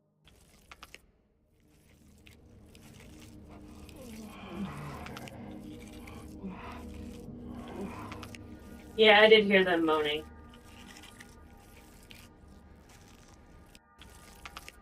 They do moan a lot. Granted, there is a lot of sexual innuendos and other shit. Yeah. In Silent Hill. I just did not see any. But I don't think there was. I don't. Okay, maybe the dead corpse. I'll give them that. But the dress is an absolute no. There's a picture of James and Maria holding hands in one of the apartments. That's a stretch. Maybe. No, it's not. I kind of see it. Yeah, there's a green. Yeah, okay. Yeah, but you see the hairstyles too. Yeah. Also, in James's apartment, there's a picture of Rosewater Park, and Maria is already there and waiting for him, but she's translucent like a ghost. The picture turns blank in the labyrinth's aggression path. Interesting. There it is. Go back. What do you mean aggression path? In the labyrinth, the path where this is the same room, only it's in the labyrinth, and the aggression path is where you're fighting a bunch of enemies to get through each room. Okay. Yeah, you see the figure there. It's kind of hard to see, right? No, I saw. Okay. And they didn't say that Maria was translucent. I was going to say In Eddie's football posters, Eddie and a man with a mustache are football players, both numbered 44. In pick 3, two men are grabbing and undressing another man, and a medical report is hanging from his underwear. Also, another. Wait. I think that's. I don't think that's his underwear. I think that's an arm. Yeah. Because you see the guy going to. No. No, his arm is down there. Yeah, that's really weird looking. Here, let me see. With the mouse. So I was thinking, like, this is where his shoulder is in space, and then that's the arm, and, like, there. Yeah. But then it's actually this whole thing right here. Yeah. Is his arm. So what the fuck is this? Because that looks like padding right there. But there's a lot of body down here too. So maybe that's two people. Yeah. It's definitely like. But no, there is a crease right here, like the fabric wise. Also, although Eddie's arms are open, he has a third arm in the middle. Where the fuck is Eddie? I think this, yeah. There's a third arm. Where's his other arm? Oh my god, yeah. Yeah. Yep.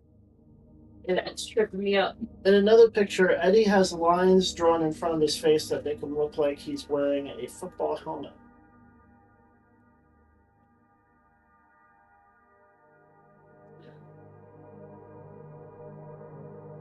I would never have thought that to be a football. There's a picture of Eddie titled Fake Fact and Groovy. The symbol on the man's hat is the three wolves from Eddie's hat. There's a reason he vomits black liquid and looks almost identical to O.G. James. In the novel, James was convinced Eddie isn't real, but his murderous personality.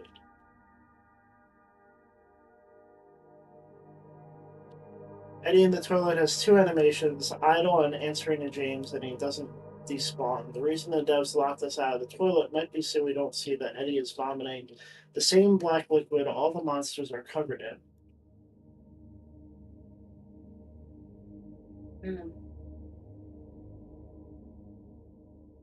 An overall look at the bathroom, because we never normally get to see it. Eddie stays there and keeps vomiting until James crosses into the other world.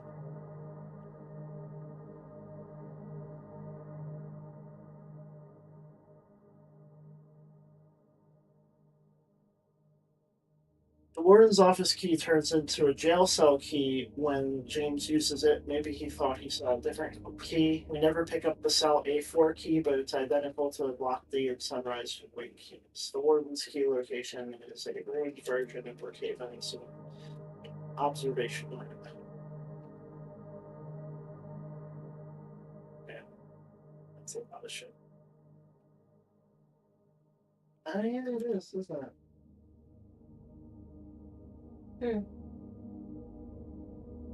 Well, like the same room. Are they? Kind They of. do not look the same. Well, the same kind of layout. Yeah, I guess so. James uses that. Oh, here we go. The drawings on the walls of the room James gets trapped in Woodside are maps of Silent Hill with locations of the endings and key items noted. The room and puzzle are named Prisoner in the Files. So we got UFO ending, dog ending, Lakeview Hotel, Island Rebirth ending, In Water and Leave ending, Maria ending, Dog Key Part, UFO Gemstone, Half Record and Blue, Big J's, Okay. So what is this trying to say? Crimson Ceremony book, Rebirth Ending Minute. This is in the room with all the scribbles on the wall. It's got like a map of Silent Hill with like points of different endings on there. Symbols appear all over James's body and face when lying figures vomit on him, and then they disappear quickly.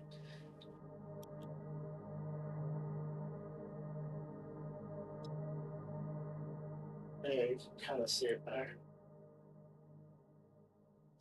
What the fuck is that? It's James when he gets vomited on. Oh. But yeah, you can see some symbols on him. Yeah. That's James' dead body. Inspecting Angela's knife in front of the phone that rings shows a reflection of a silhouette behind James.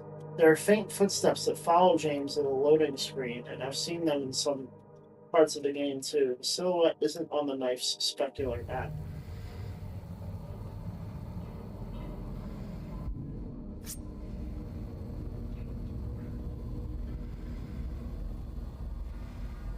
I think we saw this before.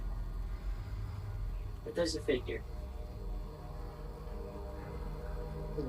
Like, I think you showed me that before.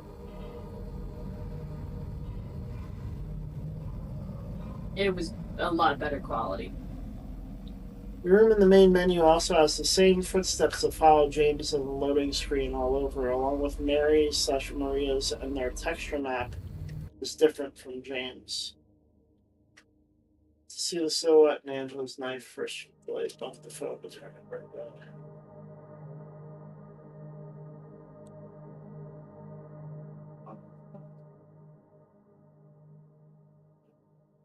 Another hidden side story in Silent Hill 2 Remake. Notice the description of the X-ray. The game shows us a possible explanation of how the patient had fractured his pelvis in the past. X-ray with fractured pelvis. Oh, is this the big one? Nah, this is the big one. Okay. This note is not telling the truth. If we follow the blood trail from the pool, the reality is completely different. Another incident with 50. He got out of the pool and made a break for the garden, cutting himself wide open in the process. Thank God I was still here. He was completely manic, screaming. Had the orderlies hold him down, barely managed to stitch him up. He's back in his room for now, so David.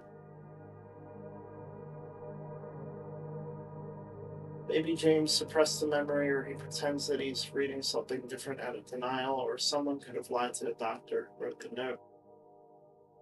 Notice the blood trail and the signs of struggle, especially the handprint. It all looks as if he was pulled into the shower by force and tried to fight back. The wheelchair is lying where he must have fallen and fractured his hip, and the blood trail stops there. When someone fractures their hip, they're left bedridden and have trouble walking, at least for a while, usually a few months if a person is young. There are also many hints of someone using a wheelchair and walking aid early in Blue Creek, and one of the prisoners is disabled. All three patients suffered the same injury. The x-rays belong to the discussed patient who has crutches in his room. The same x-rays on the fear patient section on the director's board, and he also has crutches next to his bed. His room is inaccessible but exists as an Easter egg. So we have fear and disgust now. Yeah. The fuck is on the ceiling? Looks like furniture up there. Is that supposed to be a light? I think so. This suggested SA in the shower is most likely connected to the hole in the prison showers. The fan above the hole also lights up when we find the last weight, which shows it's a very important spot. And before anyone else asks, none of this happened in Silent Hill. It's all metaphorical. There are also 3 crutches to the right when James enters the basement. This side story is just one of the many hints in the game that the patients are all James, and it's meant to give us some backstory on him.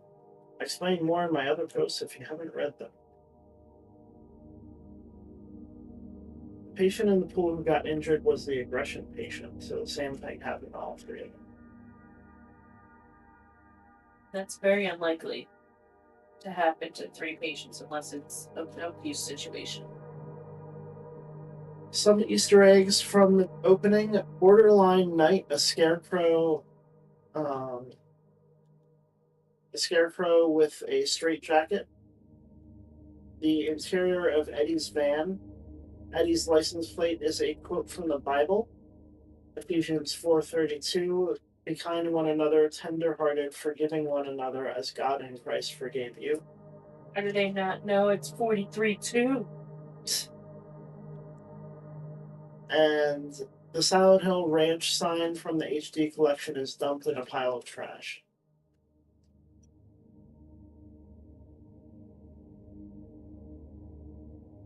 Inspecting Mary's photo at specific spots in the game makes it damaged and dirty. So far, I know it's possible while facing Mary's body in the back seat, turning your back to the New Game Plus tombstone, facing the hole in the Saul Street apartment, and turning your back to the director's desk. Oh, that's one hell of a way. It looked like it was deteriorating. Yeah. In Mary's photo, Dream is written with very faint letters on her chest. Also in game her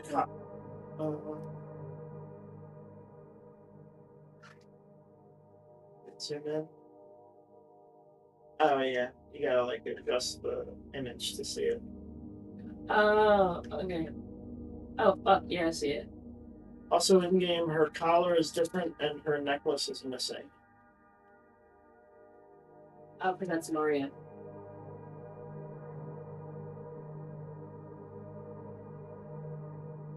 And it's the same outfit as the photo Yeah. that he carries. An off-camera look at the opening scene. Luke Roberts said in his recent interview that in this scene, James is having a PTSD episode. Then the moment he looks in the mirror, he forgets / suppresses everything and doesn't know where he is or why he's there.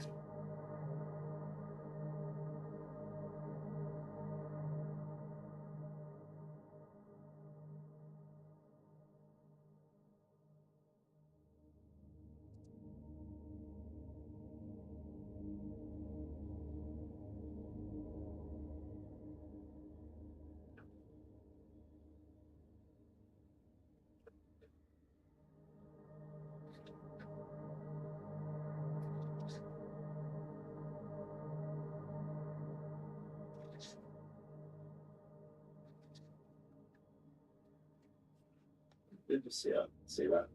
No. Okay.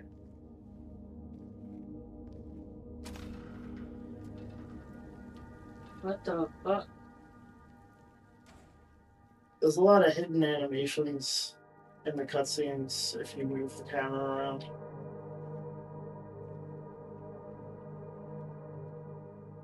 He looked like he was breaking his neck.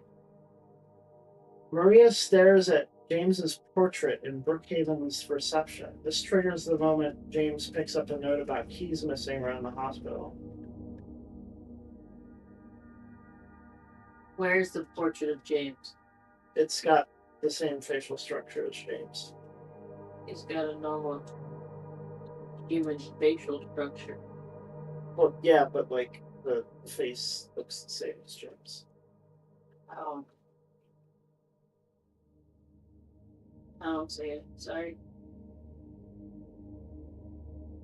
It's just normal. It's supposed to look similar to James. Okay. It just looks like a normal head to me.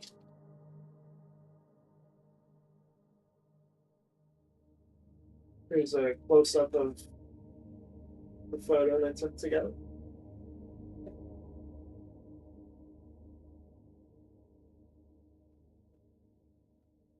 Wait. You good?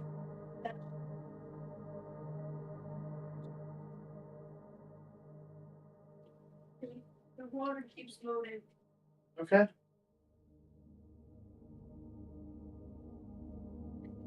The water just Is it full? No. Is it-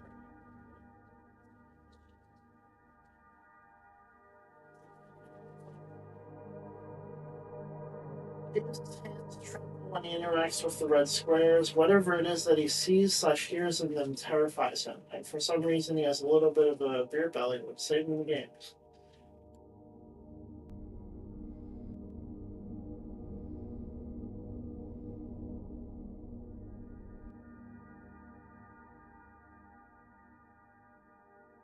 Where's the beer belly?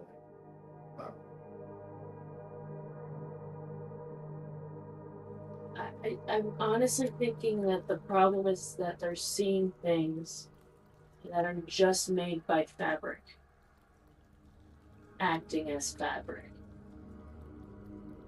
It was.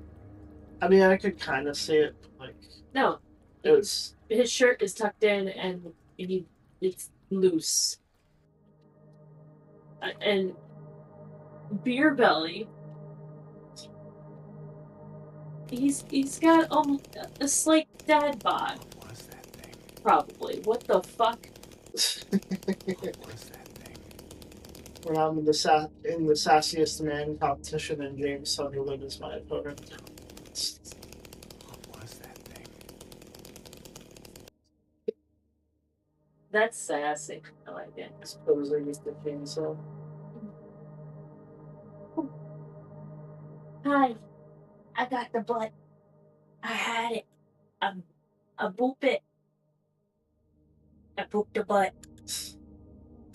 I get it. Oh, I get it. I get it. I get it. I get it.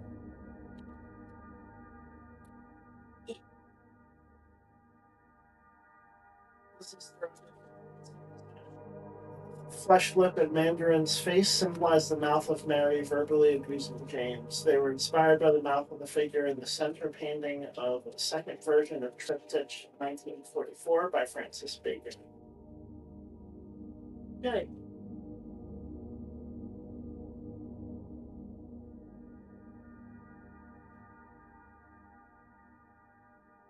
The room where James finds Laura in the hospital had a much bigger and different role in an earlier version of the story, and it was called the Playpen. The devs have left bits and pieces of its original purpose inside, perhaps as an extra layer of storytelling.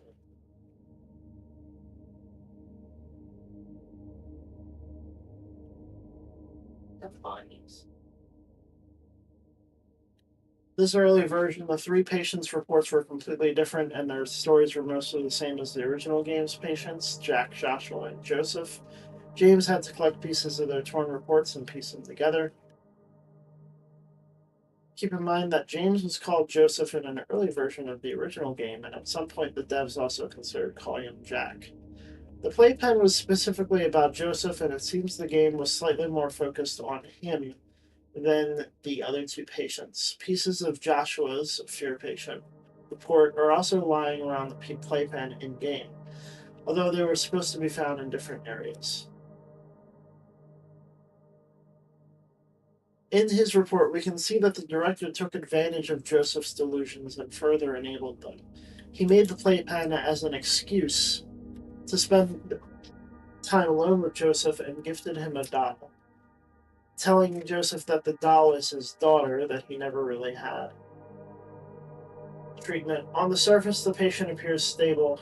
He is lucid, fully cognizant of his surroundings, and expresses himself coherently. It's only when I broach the subject that I see how vast the scars upon his psyche are, how deep they run. Therapy and medication have had little to no effect. The patient's delusions and the associated guilt are too deeply seated. Seeing no other option, I've come up with a treatment that, while unconventional, might bring about some positive results. I've decided not to inform the staff of the special space set up on the third floor. They wouldn't understand. Early results are promising. The patient is responding well to the new therapy. It's actually astonishing how quickly he took to the surrogate. He's completely engrossed himself in the scenario. Sometimes I wonder, is it wrong to fight a delusion with another delusion? The daughter whose death he blames himself for. The daughter he never had. So I gave her to him. He seems happy. Perhaps that's all that matters. He seems happy. Perhaps that's all that matters. Okay, someone wrote it by hand too. That's right. He took notes of everything Joseph did in the playpen, showing his obsession. He hadn't shown his true face yet, tried to earn Joseph's trust. When Joseph's delusions began subsiding, the director was displeased, although a psychiatrist's job is to help patients. Like before, it starts with a show of affection, a long, loving embrace. Then for some time, he just sits there, smiling.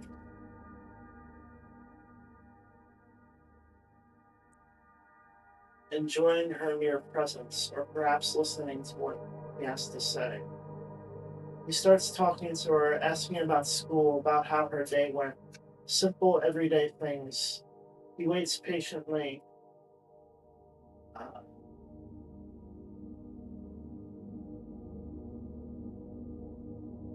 hearing her answer.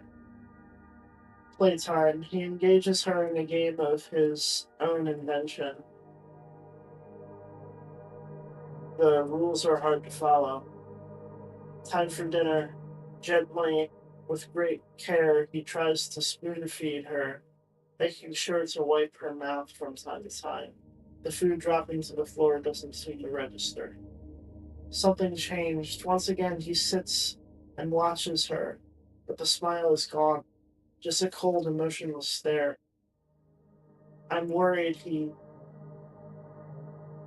Note number one was written by a staff member after she found the playpen, which the director had kept secret.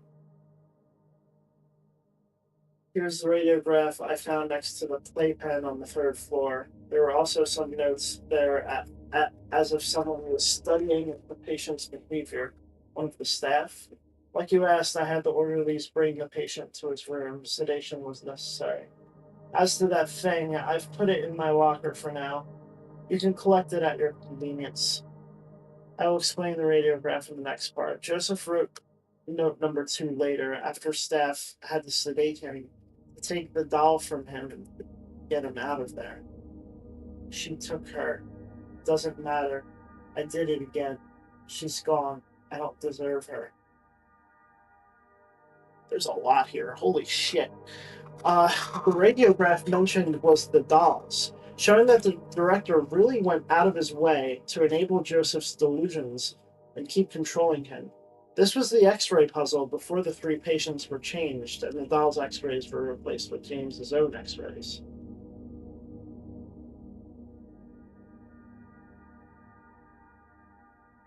The doll doesn't exist in the files, but I believe the teddy bear Laura plays with in that scene is supposed to be a reference to the doll. It looks different to all the other teddy bears in the game. When the cutscene begins playing, a bed is moved to hide Laura's drawing.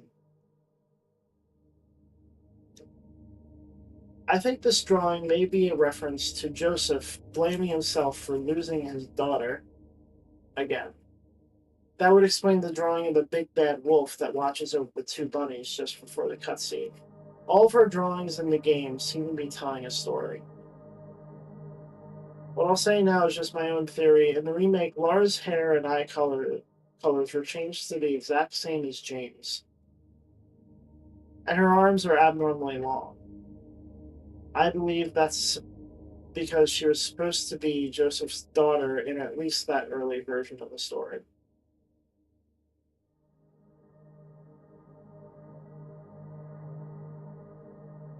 Yeah, this is a long ass arms. What the fuck?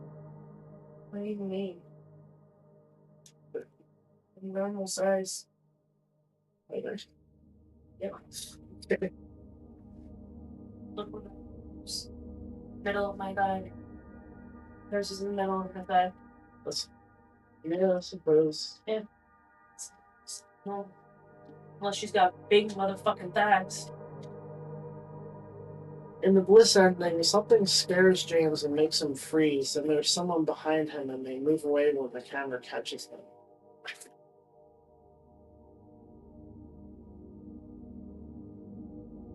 Oh shit.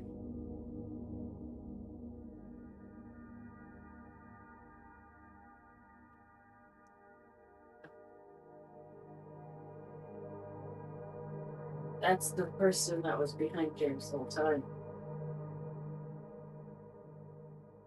Oh, that just looks like that bird's been skewered. Notice the origami swans in the Lakeview Hotel. Mental patients are encouraged to make origami to relieve stress. Some of them make origami obsessively all day because they're lonely and aren't allowed to have other objects around them if they're harming themselves or others. It's also important to note that a scrap report says the fear patient liked to make origami and gifted one to the director, likely before he showed his true face. He talked in a caring / loving way about the three patients and scrapped notes and tried to get them to trust him. That Ever wondered why killing Maria unlocks the achievement That Part of Me? It's a reference to the Silent Hill 2 novel, where James realizes Maria is his anima, feminine side, before he kills her.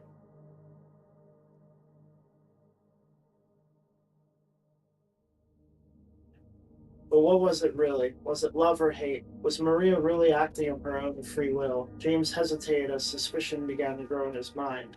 Technically, he was facing himself, since Maria was born from the subconscious. That would mean Maria was just another form of himself. Her love and her jealousy were just cleverly disguised excuses he had made to deceive himself, because he was the one who wanted to die, but was also afraid to die, and he needed someone to kill him. It was this vile request that had turned Maria into a demon. I'm such a coward that I need someone else to kill me? How pathetic. James laughed to himself. He stopped running and turned to face the creature. He lifted his rifle and pointed it at the demon, at Maria. You're not Mary. You're just a twisted illusion that wishes it could be Mary. You were created because I refuse to see the truth. That's why I'll take everything. The precious memories, the painful memories, even all my foolish mistakes. I'll expose them all. Maria, this is for you, to destroy your distorted form and bring back the true Mary. With those thoughts running through his head, James pulled the trigger. So That is from the novel. It is not an official source. the What? novel's not an official source. No, it was not. It was written by a different author.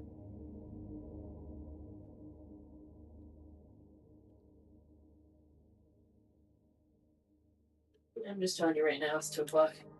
I know.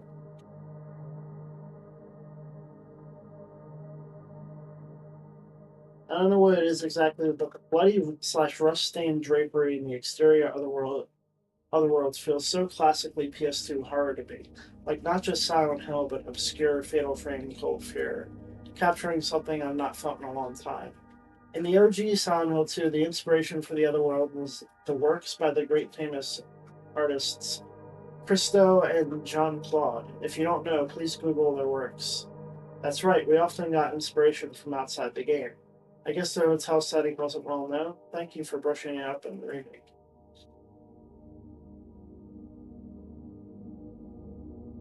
James's facial twitching has been tweaked to look more natural as of patch 1.05. Now it also subsides over time, and I noticed it also triggers more often. It's a nervous tick that triggers randomly when he gets too stressed. If you disable the flashlight and check his face once in a while, you'll notice it sooner or later. I'm listening. Okay.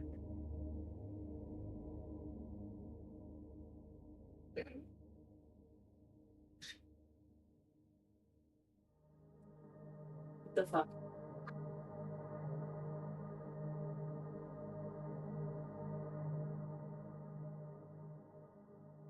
I am losing it though. I know.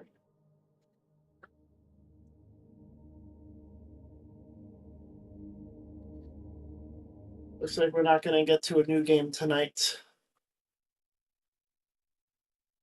but we will next time I do Horror Night. Short thread side story about Jacob Singer's ID badge, which is an Easter egg in the van outside the post office. It originally had a different purpose. It was a pickable item and belonged to a scrapped minor character.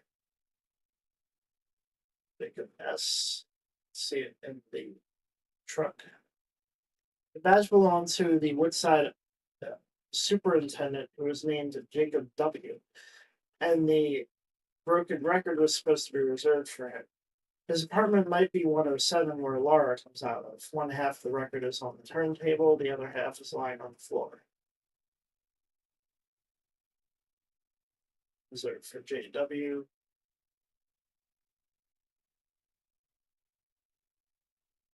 James was possibly supposed to fix the broken record with duct tape, which looks like it wouldn't work at all. Maybe this note was from the same early version. It's unknown why the superintendent was scrapped and the game focused on the janitor who works for it. He forgot the keys again. Probably got a spare, but you might as well drop them off if you get the chance. I put him behind the bar. P.S. He couldn't fix it. Says he needs to get some parts. It's the duct taped record. Although the superintendent never appears, this photo was reused as the author of an article. The editor's note is a parallelism to the director denying that schizophrenia is a mental illness and the warden denying that the prisoners are sick despite the staff insisting otherwise. At the time of publishing, there exists no evidence supporting the credibility of anesthesia or proving effectiveness of any dowsing methods. Yeah, that's cutting into their bigger theory. Read about a few of many Easter eggs, include interesting and weird things in posters and other in-game. We got references to original Maria and James, Maria's concept art sketch by the character creator and story writer Takayoshi Sato. So yeah, similar facial expression there.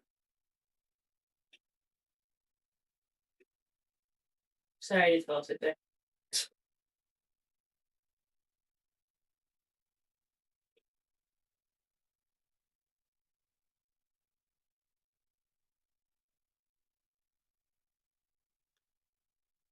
Oh yeah, it's kind of got similar facial expression. The stupid poster from the original game. So that's the remake. And it's Maria.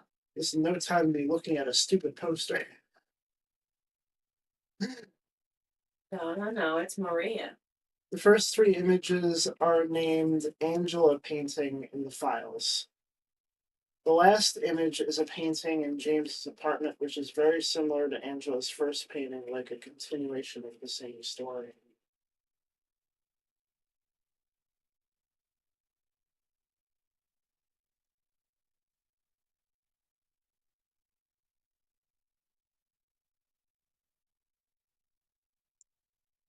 This is a reference to the Bubblehead nurses, but it might also imply that the nurses pretended they didn't see and hear something and didn't speak about it.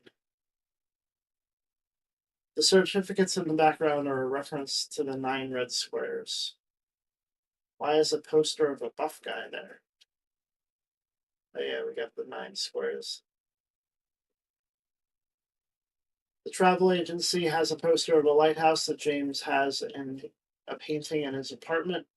Near it are paintings of a boat trying to reach the lighthouse that's facing towards the painting of the lighthouse, but gets caught up in a storm and sinks.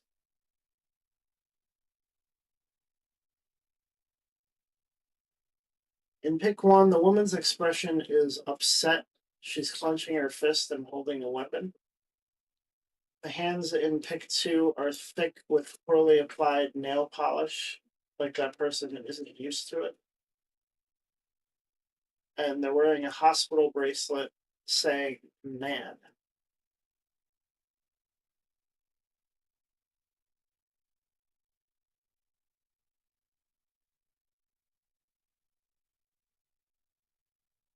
The man in pick 1 is James's corpse in the fridge. I've posted screenshots of him before. In pick 2, there are faint letters at the bottom saying, "We've died where blank reunite with." It's a stretch. In pick 3, the woman is wearing 2 different shoes. Not really. In pick 4, the ship is operating but empty. Okay. In pick 1, nobody sings with their mouths positioned like that. What does that man do? Pick 2 and 3, Sound Hill Fresh Meats. Hot dog, best meat in the city. Everyone who has tried horse riding knows those saddles look extremely uncomfortable, painful, and cause serious injuries. In the first pick, Virgin Mary has Mary's scars. In the third picture, the man is dead by stabs in his throat and abdomen, which doesn't make sense because the purpose of crucifixion was a slow and painful death. There are points of interest in every pick if you look closely. Similar looking sparrows appear in a book in New Game Plus in James and Mary's bathroom. Above the bird puzzle in Blue Creek, and on a decorative dish in Lakeview's mannequin room. Also, the 2 bird figurines from the puzzle are named James and Mary in the files.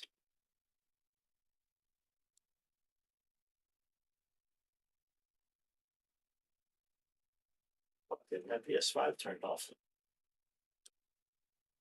Now, these are the images on Mira's screens in the dog ending.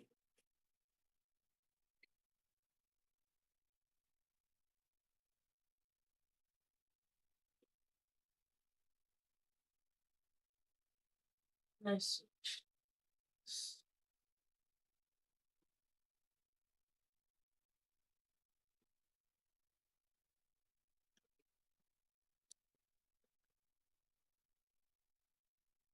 This unused note from the barbershop might be about the same man as the one in Lakeview. His description fits one specific unseen character.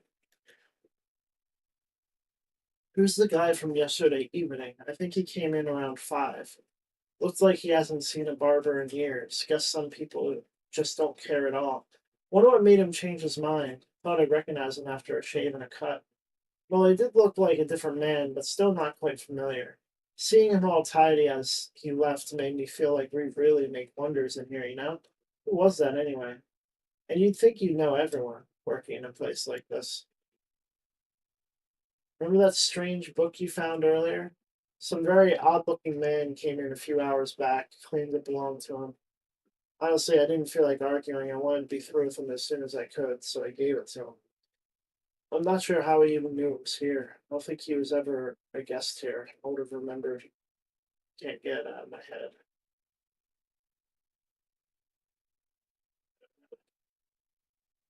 Why did fishing this game look like something else?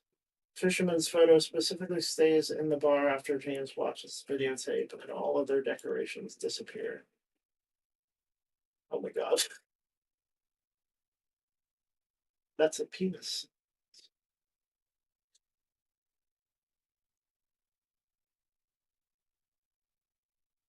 Yeah, it is. Big Fish Bonanza. This month you could be the Toluca King. Attend our bait workshop hosted by last month's winner for big bites and even bigger prizes. Do you have what it takes to land the Toluca Monster?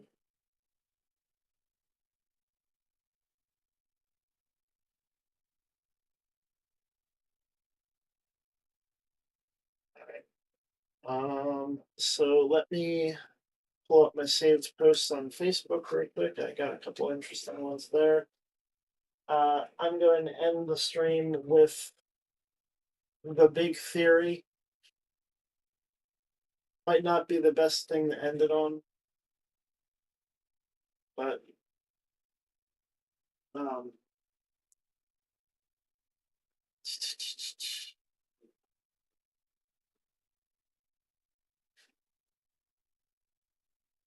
I don't know what you're talking about. That's clearly a mermaid princess goddess.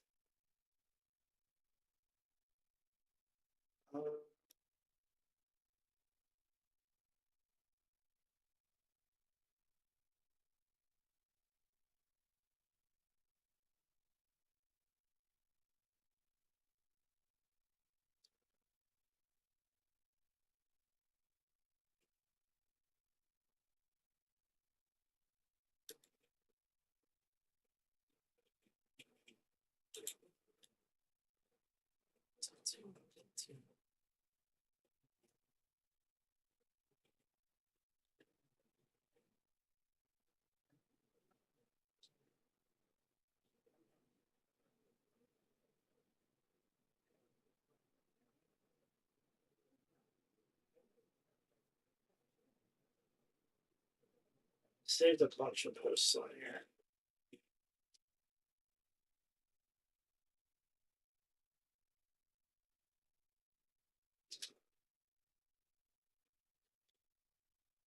These would be the interesting ones. Okay.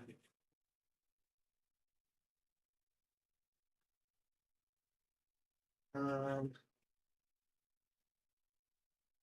hey guys, do you think there's a reason why there's 5 body marks in apartment 210? Could it be 1 body mark for each character? So yeah, the game is full of little details like this that I kind of glossed over in this lore run.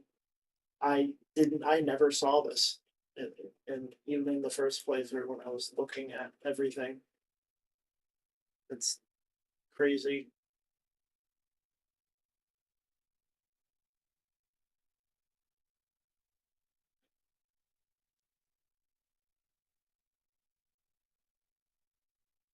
And here is a zoom in of Mary in the Brookhaven Hospital photo.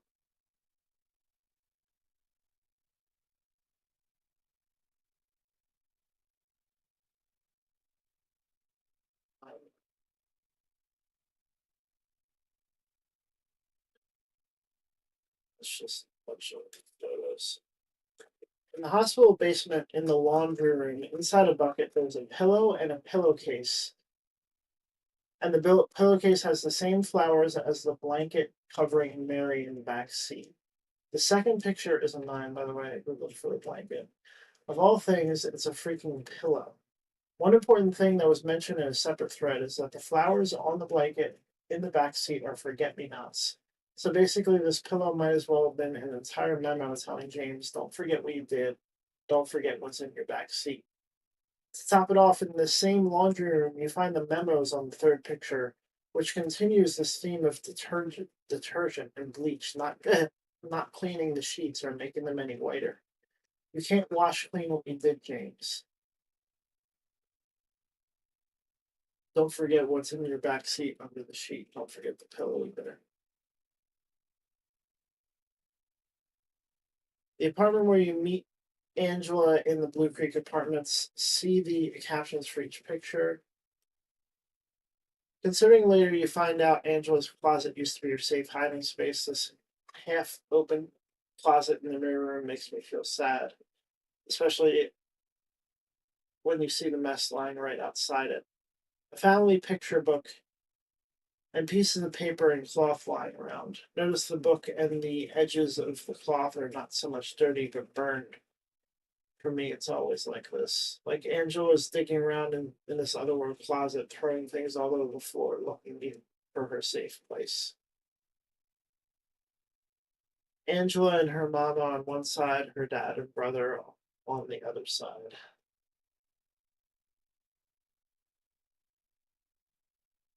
TV with a chair beside it, alcohol bottle on top. During the abstract daddy fight, the TVs take on a whole new meaning. This teddy bear is not only stained with blood, it has a patch over its heart. Saint Raymond Nonatus, patron saint of children and the falsely accused. This is right outside the big mirror room where you find Angela. Now this is disturbing and sick, especially because you see it in Angela's apartment in Blue Creek and also during the entire abstract daddy sequence of Labyrinth. So this isn't accidental, given the context of what Angela's father did. This very suggestive wallpaper is disgusting and very fitting. A lot of people saying this is a long stretch, but let's see it. Let's see if I can zoom in.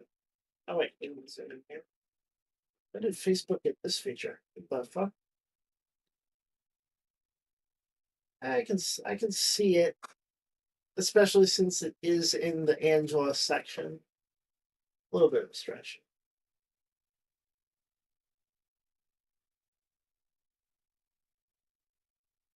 Some more Blue Creek weirdness. In apartment 201 of Woodside, there's a reproduction of James and Mary's real apartment. There's a doorway with 3 pictures of ships at sea on one side. From top to bottom, the sea keeps getting darker and stormier, perhaps foreshadowing James rowing the boat across the lake towards Lakeview, which is supported by the next picture. Picture on the other side of the doorway is of a lighthouse, so if you put the boats together with the lighthouse, it conveys the image of James with the boat going towards the light. It also evokes the story of the Lady of the Candle. I have no idea what this creepy picture of a hole or a tunnel is supposed to be. Definitely looks otherworldly. Perhaps one of the holes James jumps into later, or the tunnel he walks into after opening the door that wakes in darkness. I like the foreshadowing that you can see the courtyard where you'll be finding Pyramid Head all through your time in Blue Creek Apartments. Like your guilt is always there waiting for you, and you're going to have to face it at some point. There's a creepy little detail. You pick up handgun bullets from this baby's crib. Not a very nice juxtaposition. Such an eerie and wonderful detail added. Mary's silhouette watching from the window. This will end up being the room where the radio in a cage keeps playing Anavkara. This is some of that purposely bizarre imagery that Silent Hill does so well because it feels like it means something, but it's hard to figure out what. 3 leather chairs facing a wheelchair inside a metal cage.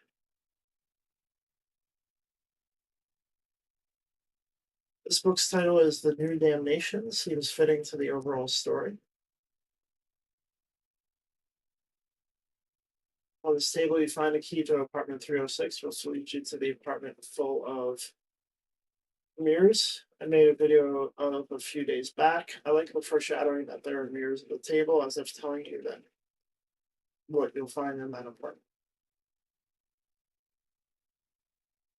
When you reach the window where you had seen Mary's silhouette, all you see is a lamp which could have never in the world made that silhouette.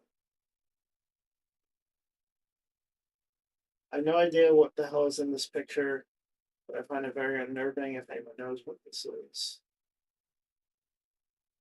Stain on the bed is shaped like a person and it bulges out as if there's a corpse beneath it. And its fluids are soaking through the covers.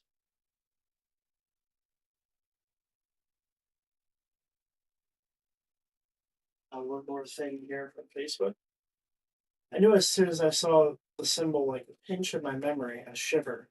As fast as lightning, I knew it. Did you guys watch Hereditary? Recognize it now? That's Paimon's seal. In the Gosha's tomes, Paimon is a revealer. He brings forth the truth, no matter how painful, no matter how ugly. He is also an art lover, and his coming is always preceded by very loud and disturbing noises and music. The truth part is kind of obvious given Angela's, Eddie's, and James's background. The art part, well, we see a lot of pictures and paintings on the walls through all the game. The music and the disturbing sounds are literally everywhere too. By the way, they referenced him was so subtle. I think most part of people just passed it by. Right. So that's the simple. When I came to that, I said that someone said what that symbol was. I don't remember what it was though. Very neat. Okay. We got one more thing to read, but it's quite long. I'm going to read it, and you know, if we need to go back and if you need to go back and check out what I read out, it's fine. But before I do any of that, ask Bree. Do you want to go to bed? Just watch this on video. Yeah. I was just sorry, myself a bit.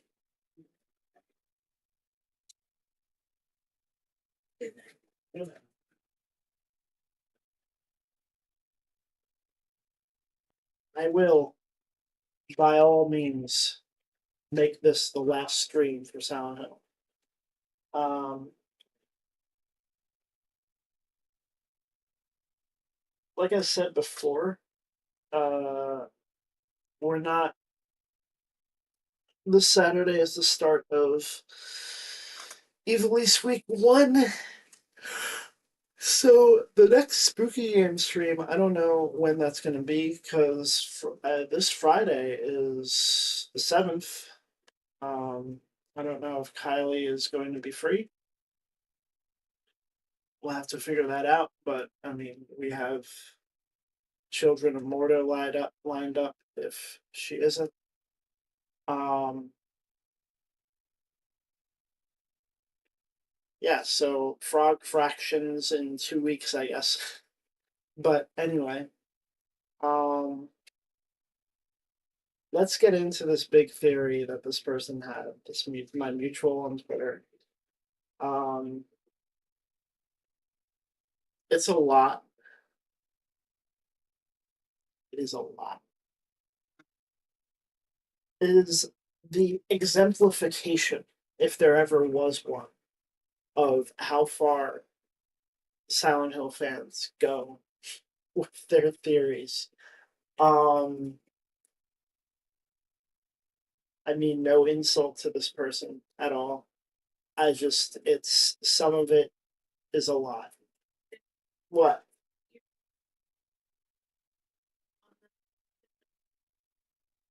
Okay, but let's go. I've been building up to this the whole game, the whole lore run. Let's rip this band-aid off. Previously, I posted proof that the janitor is James. Now I'll talk about James's past before that time and the trauma he suffered. This will be a very long post with proof and a lot of things to back it up, and many hidden details that most of you missed. SA is mentioned.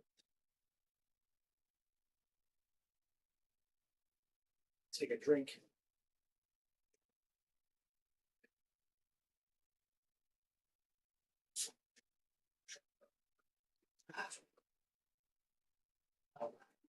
First off, the x-rays in Brookhaven are James's. You can see his jawline and his teeth, especially his crooked canine tooth that sticks out. There's also some explanation for the x-rays in the game files. A big sketch of James's face is also in a corner of Brookhaven's lobby. The remake expands on the novel in which it is confirmed that James had been a mental patient in the past. Masahiro Ito also mentioned this last year. Straight Jacket is primarily for mental patient. James might have been a mental patient too at the opening of the game, but was not a rampageous patient. His memories and trauma from his hospitalization appear throughout the entire game, as much as his guilt for what he did to Mary. In the Silent Hill 2 novel, James recognizes a note in Brookhaven and says it was written about him a long time ago. For the rest of the story, he often wonders if he is still hospitalized and hallucinating, and whether his psychiatrist, the director we read about, is leaving him items, and he asks the director for help inside his head. In the novel, however, the director wasn't implied to be a terrible person. In the remake, Bluebird took their own creative liberties and expanded on James's hospitalization, mental illness, and trauma a lot. The three patients are all James, and the game files confirm they symbolize fear, disgust, and aggression. Just like the three paths he takes to unlock the box in the hospital, Otherworld, and the three paths in the lab. There is a reason these emotions are present so much in the game, and it isn't related to Mary and how he felt about her while she was sick. Also, the hand on which we put their bracelets is James's hand model.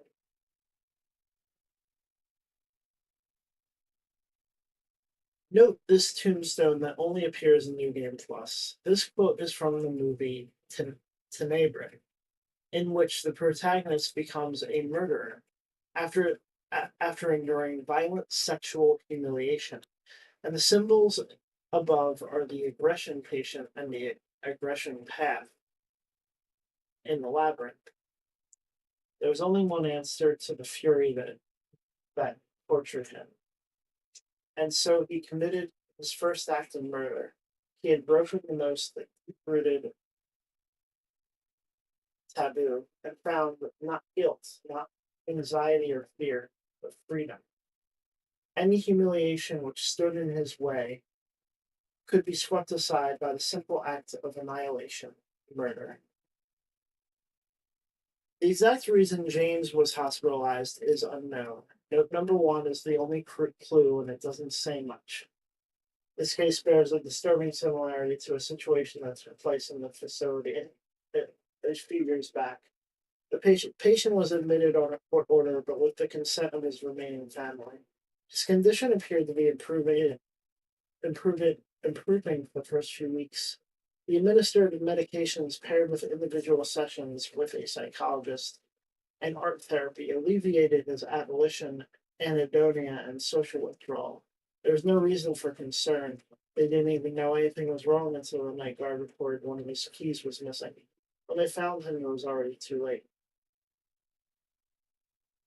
The novel, the remake, and note number two that also appears on the original game imply heavily that he has schizophrenia, and as a track in S Silent Hill 2 remake bonus OST is titled Schizoid. The potential for this illness exists in all people, and under the right circumstances, any man or woman would be driven like him to the other side.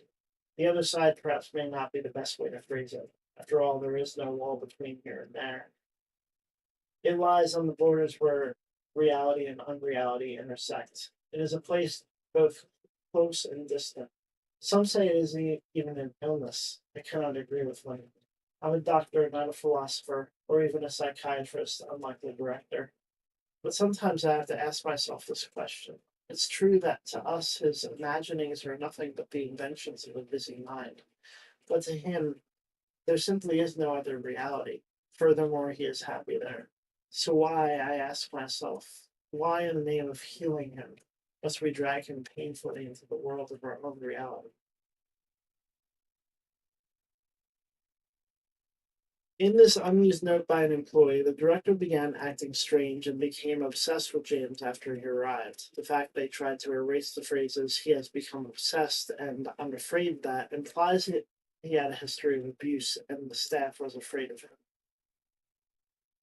Things haven't been the same ever since the three got here. He's become preoccupied with them. Seems to think they're connected somehow. That they share a common ailment, common thread that binds them. That's what he says. He says it's not even an illness. I cannot agree with him, but I'm not a doctor. What do I know? Still, he has been acting strange, both close and distant. I'm afraid that perhaps it's nothing. Inventions of a busy mind. In an unused note, the director says that James reminds him of something, but he tried to erase what he wrote. This is related to the note we find in the safe in his office. It may appear to be about Mary and Maria, but it's the director's handwriting, and it's about James. 3 new patients, 3 hopeless cases, as staff took to calling them. Despite what everyone thinks, I believe I can get through to them, yet get through to them. To peer through their broken shells, to shine a light at the darkness inside. I have to believe that they remind me of, I have to believe. Their images became blurry, melting together. I can no longer tell. Not sure if I can do it, but maybe you can. This will take you to where you need to be, but probably not the way you want to. There's bound to be some pain involved. There always is. We find many notes throughout the hospital sequence that imply SA, and in some of them it's obvious and undeniable. The first note is this, in a small hole in the wall with the aggression patient symbol painted around it, which turns into a gaping hole later in the game. Annotation, patient interview transcript. Annotation, the following interview was conducted in response to incident 71. I remember lying in water, empty, and then I felt him stare. He was close, very close. I had to get out, had to get away, but he followed, kept staring, so I made him stop. Now I'm empty again. Can we go back to the pool?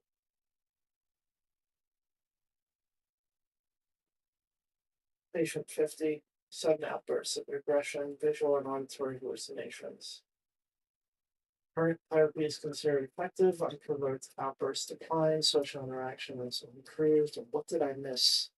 Recommendations. Continue with the current therapy. Water has a calming effect. It used to.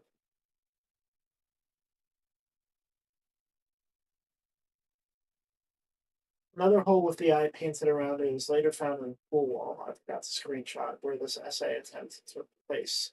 Wasn't the first time as it apparently triggered his PTSD and made him attack the director. Then he went hysterical and ran away. This note shows James's behavioral and physical symptoms. Note them because they are important. I will explain soon. He also had to be restrained to be bathed. They only discovered something they suspected to be self-injury on the day they bathed him, so you can imagine what kind of injury it must have been. Also, the fact he refused to bathe to the point he had to be restrained and forced could have been a form of self-defense, trying to be disgusting so that his abuser wouldn't want to touch him. Patient transferred for observation, malnourished, shallow breathing, avoids eye contact, agitated in presence of staff, frantic at the notion of touch. Day 2, patient refuses solid food. Nasogastric force feeding required. Serotonin antagonist administered to reduce nausea and vomiting. Day 3, patient restrained for bathing and feeding. Prepare the treatment plan accordingly. Progressing malnourishment, oxygen deficiency, self-injury suspected, could not confirm. Day 4 said, something is very wrong. These are the explanations for his x-rays found in the game files. The last one is in the game. The truth is most likely that he didn't get a digestive tract inflammation by hair pulling and swallowing. All the symptoms and behaviors he shows in the notes are all of the signs of rape syndrome, as it is scientifically called. Recent SA victims are constantly overwhelmed by aggression, fear, and disgust, and many of them have frequent vomiting, digestive tract inflammation, and loss of appetite, and staring/touching them may trigger their PTSD. Inflammation of digestive tract and stomach, probable cause, hair pulling and swallowing, administered antibiotics advised against gastric lavage, no visible lesions, no neurological damage, recommend further psychiatric evaluation. Pieces of glass successfully removed, no sign of nerve damage. If aggressive behavior persists, I recommend the patient to be restrained at all times. Skull trauma from childhood, fully recovered, the remains of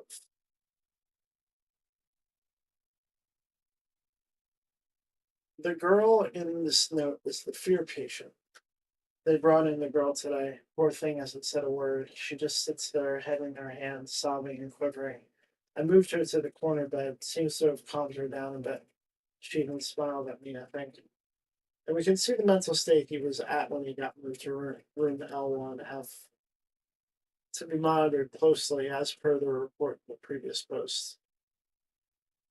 Being around so many people terrified him, so he made a little tent to isolate himself. The director also has a photo of the tent in his office. We find the fear bracelet in another tent, and we found the same tent in the fear path of the hospital otherworld with a note that tells something more than just a solution to a puzzle. James's x-rays are supposed to belong to the disgust patient, and at this point he has been moved to a single room with a big window from which the director would watch him at all times, as his report I posted previously says. 1 year they've been watching me. So many pills they fed me. When a loud hour comes, I tremble every time the light falls. When James lifts the disgust patient's blanket, he finds a pile of intestines. And it's one of the very few moments in the game that gets such a strong reaction out of them.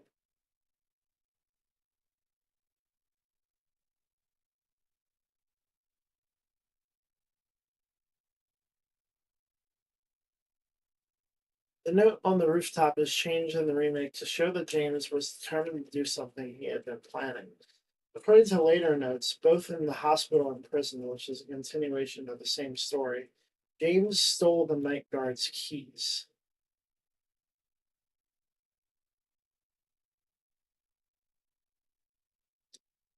I found 50 in the ECT room again. This time I checked, he was not appointed for the treatment. How is it possible he got there all by himself? And how would he know how to turn the thing on? Somebody's going to answer for this. So close, it will happen. Has to. Saw someone walking around past lights out again.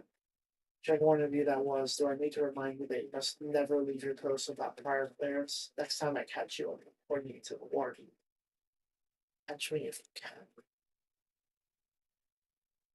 Thorough search of the inmate cell has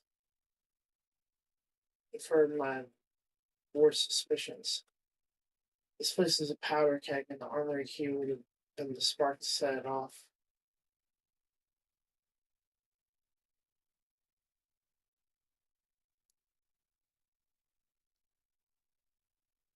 This is a powder keg, and the armory key would have been the spark to set it off. For now, I have the thief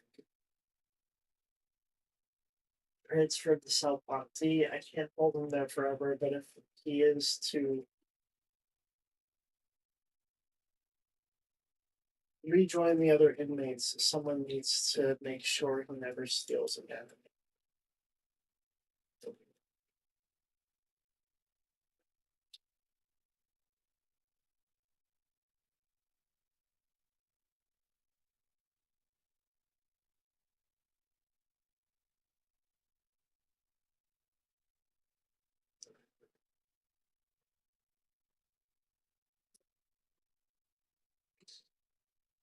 Doctor came in today, said that I'll be released soon, and it's time to go home. I should be happy, but I'm afraid. I'm so afraid.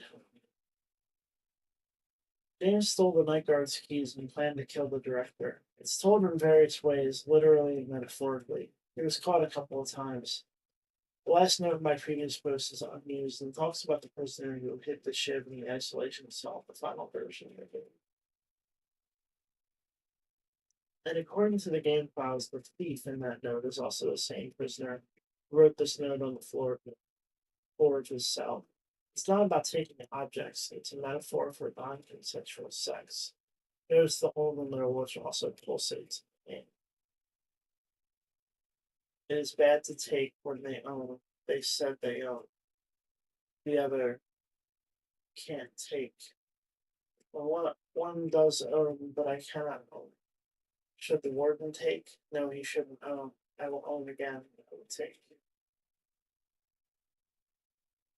Reap what you sow is written on the path to the warden's office. It's the director's office. It looks the same. And the typewriter is there to make it obvious. Also, the back room is there.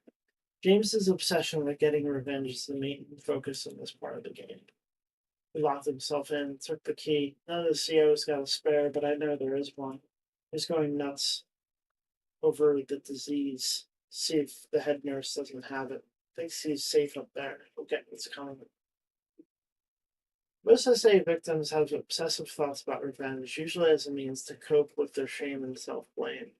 He eventually succeeded. The murder is hinted at in a few different ways, but it's clearly told as two of the innocent prisoners' stories in the gallows puzzle. I waited long, I bid my time, I waited to commit my crime. The man appeared, he saw me not, a bloody end was what he got. In truth, he was less man than beast, and on my flesh and soul he'd feast. My will to live he'd try to break. There is so much a man can take. The shadows cast, the hunter lies in wait, his violent intent cloaked in a veil of fate. As enigma unfolds, motives undefined, as the prey approaches, their fates intertwine. Desperation's grip suffocates the air. The attackers pass, the tale of despair. A victim turned assailant. A tragic decree. On this night of judgment, pain sets both men free. Disruption reported C-140 yelling about C-777 haunting him. Claims bars can't hold him. Administered sedative to C-140. Performed precautionary search of C-777's cell 5. No traces found of the prisoner leaving his cell unsupervised. Recommend further psychiatric evaluation of C-140. C-140 and C-777 missing from their cells, alarm raised, search in effect. Update, bathroom door barred from inside. Efforts made to get them open. They don't hear anything inside. They still haven't found him. Since he has a cabinet key, he should assume one of the prisoners. We should assume one of the prisoners got his hands on it. If his spare from the visitor's checkpoint and secure the rifle before it falls into the audience. The only one picture. Reminder to all guards, effective immediately. It is absolutely mandatory for everyone to familiarize themselves with the revised generator maintenance manual. We all remember what happened last time there was a spike, though I'm certain most of us will very much want to forget. This hole in the message are in the prison showers, where the prisoner supposedly locked himself up with the victim. The bathtubs are also a common theme in the game. I'm not sure if this represents where you killed him or if it's one of the places where he was SA'd. His weapon was probably rusty scissors. The barbershop, they won't save you. The barbershop in the opening has huge rusty scissors outside and many more inside. One is next to a note and a straitjacket. Look at the assets name. The assets name is straitjacket.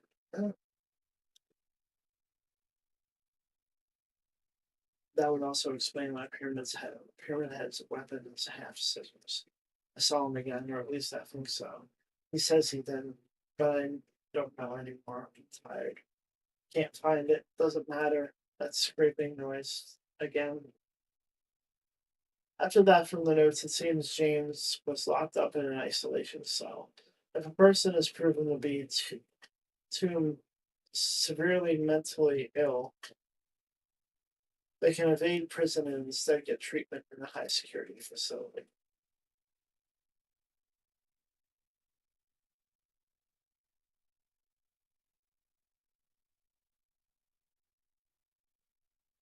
Guards think we're lepers now, don't know why, but they stay away. I don't know. Wait.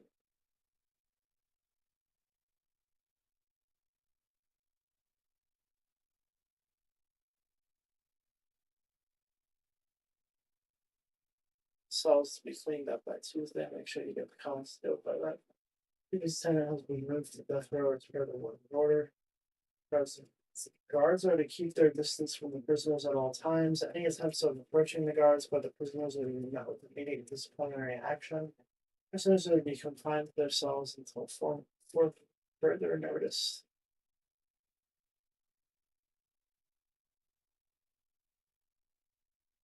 It is also evident when he enters an isolation cell and gets locked up and trapped for some time, and a voice laughs at him. And there's a note inside in which he apologizes to himself and explains he just wanted to protect himself. Sorry, I'm so sorry. I couldn't let them take you, and now you're still here, aren't you? Still there, aren't you? Abstract Daddy looks different to James than to Angela, confirmed. And Matthias Lennart said the Abstract Daddy sequence has a personal meaning to James. In the novel, James says the reason he saw Abstract Daddy was because he hides the same darkness as Angela.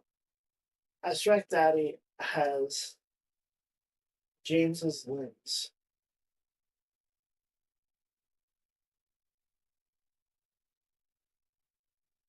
He's wearing medical mitts on his hands, a common restraint for medical patients who self-harm or attack others. His knees are red and bleeding cuts.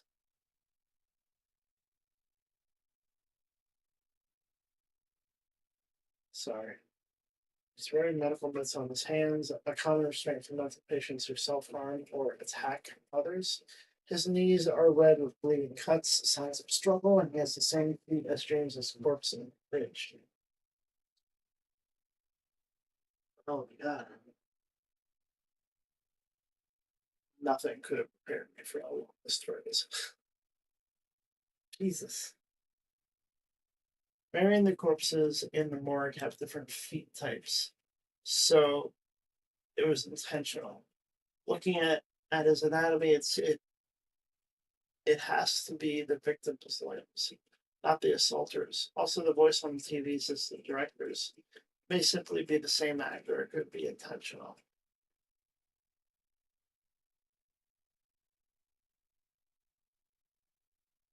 When he first sees the abstract daddy, it's the only moment in the game where he is truly mortified and about to cry. I used Kanak. And nothing else gets that kind of reaction out of it. Not other monsters, not killing Eddie, not what he did to Mary or her monster form.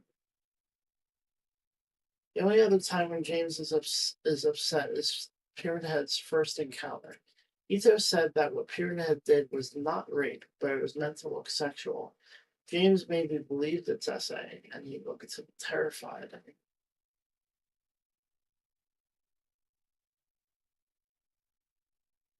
Though he hardly reacted to anything.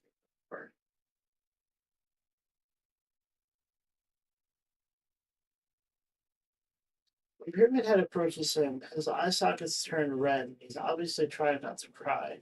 And his eyes dart around really fast like a fight or flight response, even when he's off camera. There are many more representations of SA throughout the game, starting very early in the story.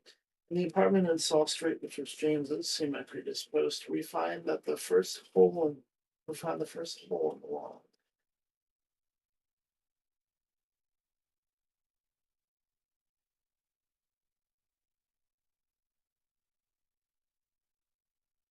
Notice the broken tiles are bleeding.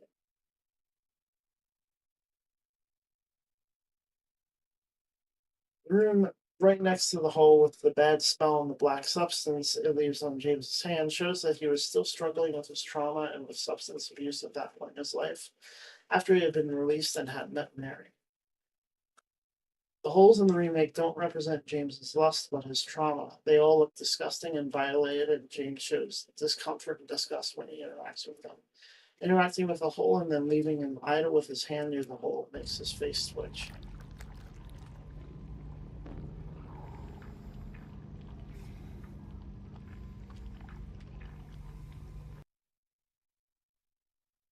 Some more implications of SA. The last Blue Note is unused. I found data files. I had to merge it with the lobotomy note because of Twitter's limit of 4 images.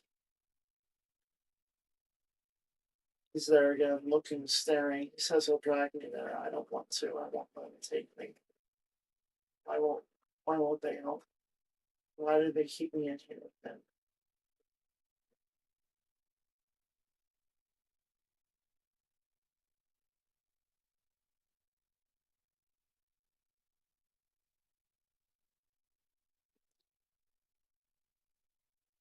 The last Blue Note was unused. Found it. Data files.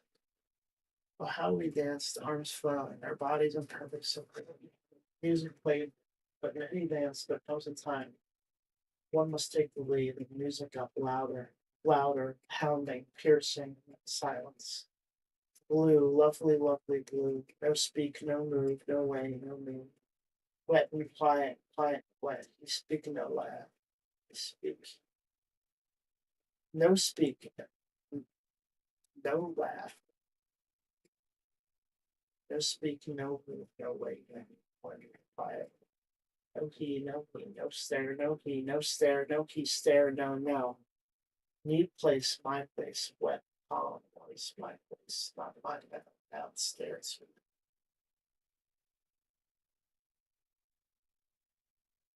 Also, this may just be an unrelated joke, but to me it seems like a cool joke about James' trauma. all purpose ultra-low lubricant. Power weight 100% pure.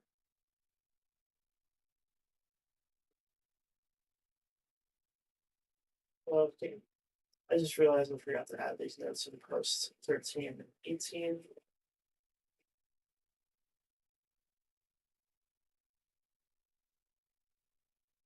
Otherness 50. We got full, let's cut. Can't be left alone. You've done a lot of close monitoring. Can't believe I forgot to post this note, which the patient clearly describes SA and has extreme hallucinations. They feed me garbage and rotting meat, crawling with maggots, thick with sinew. They make me bite down. The juices, red and yellow, hit the back of my throat. I choke and I gag and I vomit until my throat is sore and ache and throb into the flesh. I push it all out, but I can still taste it. He bathes me in filth and blood and piss and bile. They gently rub human waste all over my body. My skin itches, it peels off like wet paper. I beg them to stop, but they won't listen. Then they lock me up with him. He's always there, closer each time, and the rot that comes with him. It goes within and becomes me.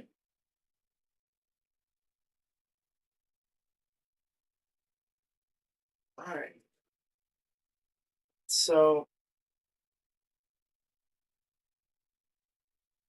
basically they're saying James was hospitalized at some point, and the director sexually assaulted him. Um, and that's why, like, the director has such prominence in the game. Like, you see a photo of him in the historical society. Um, it can be this person is inferring that the director's name is Sean Mitchell. You see noted at his funeral and stuff like that. You see the name Sean Mitchell everywhere. The three patients that they mention in the hospital are all James, just like split apart into three different beings. There is even more that this person posted, but they were basically forced to remove those posts because of backlash. I remember clearly there was a couple of people who said that having James be an SA victim kind of takes away from Angela, which is just like you can have two SA victims of a story, but it's neither here nor there.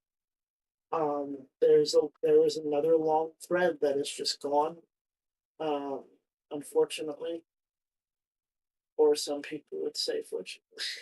Uh, but yeah, that's the gist of the big theory that I kept talking about. Um, I don't know. It's interesting. I That's the first time I actually read it all the way through. You know,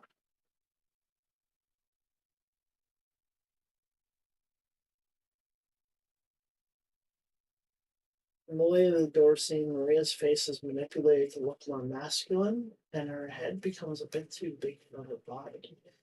She resembles the lady at the door, who resembles an unseen character who is a mix between Sola Bernard's sister and like another actor.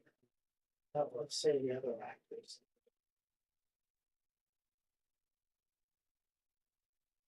Because maybe he doesn't want to be associated with that character.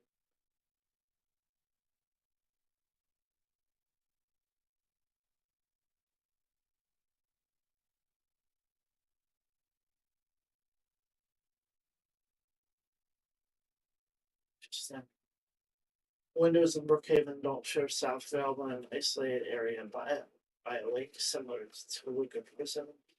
Clear version of the same view to the window and shouts back there. Also, most windows in Southvale show Brookhaven's interior. But yeah, but like I kept bringing up, the Brookhaven Hospital keeps coming up almost as if it's following James, almost as if it's haunting him. Um, that's what this person was kind of building up towards. It's a lot. It's a stretch and a half. Uh,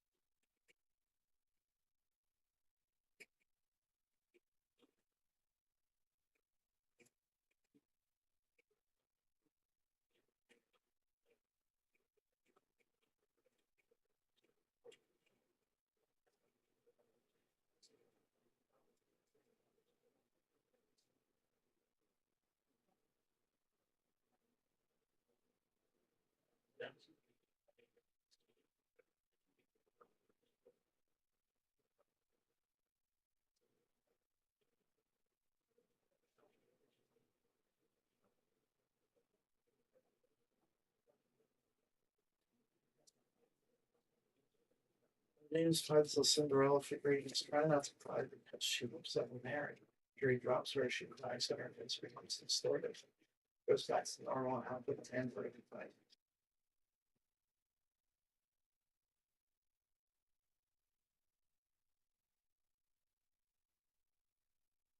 I just thought he was making that face because he was exhausted with all that shit. It's like, oh my god, no fucking puzzle item. That's the vibe I got from him there.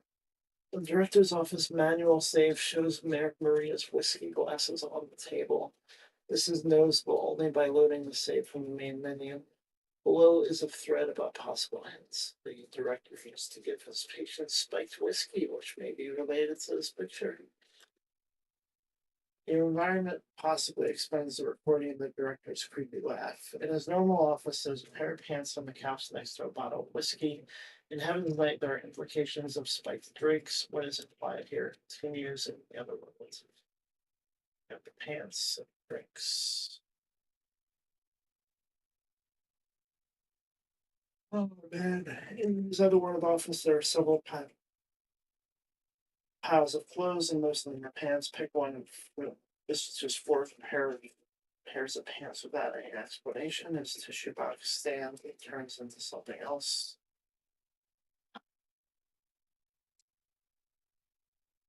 Ladder from his office leads to the tea room, which is where fans brought the flesh monster previously. In the room's corner, just behind the ECT device, there are more clothes and more clear floor, and even more in the padded cells after this room. Both in Heaven's Night and in his locked room, there's a figurine of a deer near alcohol bottles and a drug in one. Very likely a reference to paintings of a deer being stalked by wolves in the apartments. Pick three is in James's room. Pick four is where he finds Angela. James is Angela. Laura also draws a wolf stalking prey twice, and one of the drawings is just before the flesh of the fight. It's drawn right outside Playpen, where the director often secretly brought the patient who's obsessed with. So that goes to the time. Many things. I'm very tired. So part of me is kind of glad that that other big thread is gone because I don't have to read it now. But I do wish I read it when it was up. I don't think that they should have been forced to remove it. Um,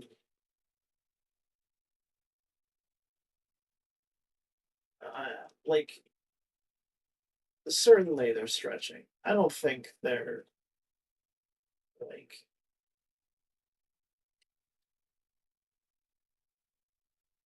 I don't think it's like huge stretches, but there's stretches. They're big stretches sometimes, but I don't know. The thing I love about Silent Hill is I've said this before. I love that people can have their own theories, they can have their own interpretations. Um, they can come up with the wildest shit, and like at the end of the day, like there's nothing.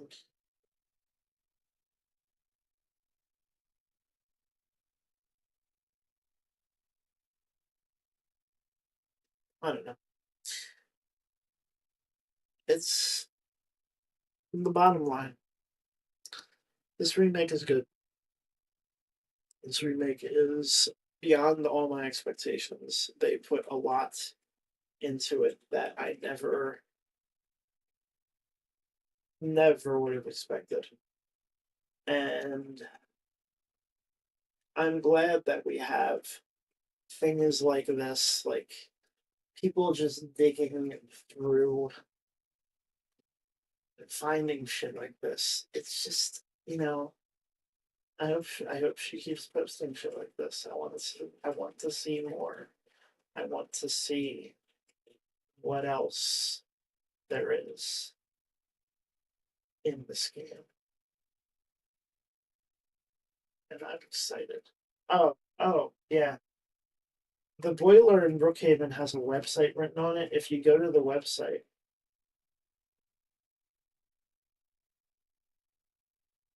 you get this, which is really funny because you could be looking in this exact spot in the game, and like you could like type it in on your phone. You'd be looking, and you'd be like, "That's where I am." They take a screenshot off my game, but we got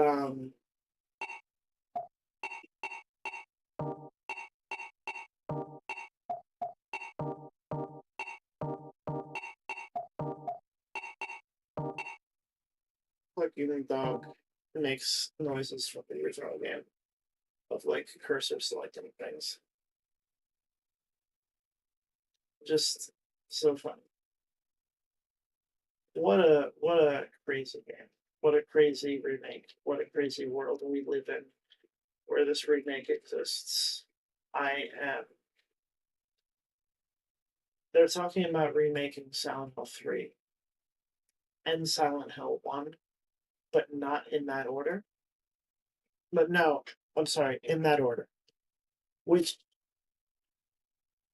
makes no sense, but whatever. I hope lightning strikes twice. And I hope to see them do the DLC for this game. I will gladly pick this fucking game up again to do the DLC. And I think I've said this before. If they don't do the DLC, then next Halloween, I'm just going to do the extra scenario in the original game, just to show you, guys what I've been talking around this whole time.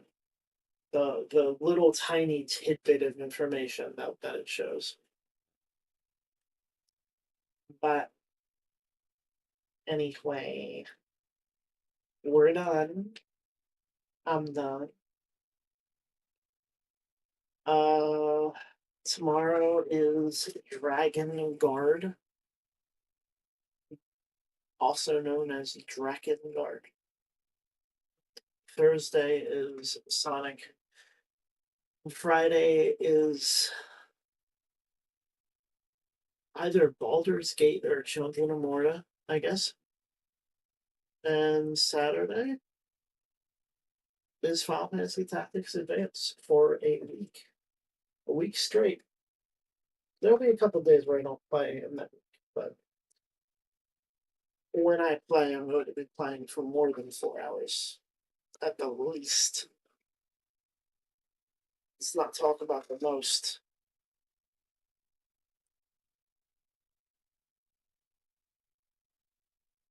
Alright.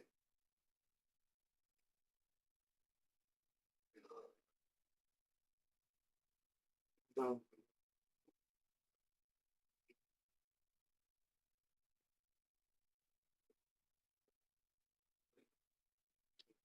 I'm done. Wait, what's this?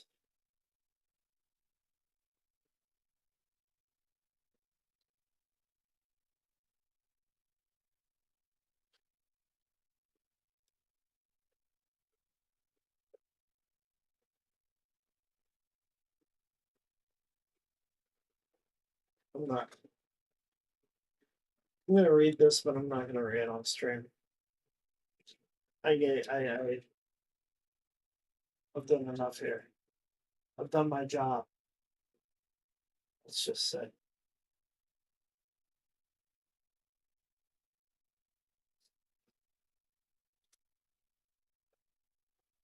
All right. All right.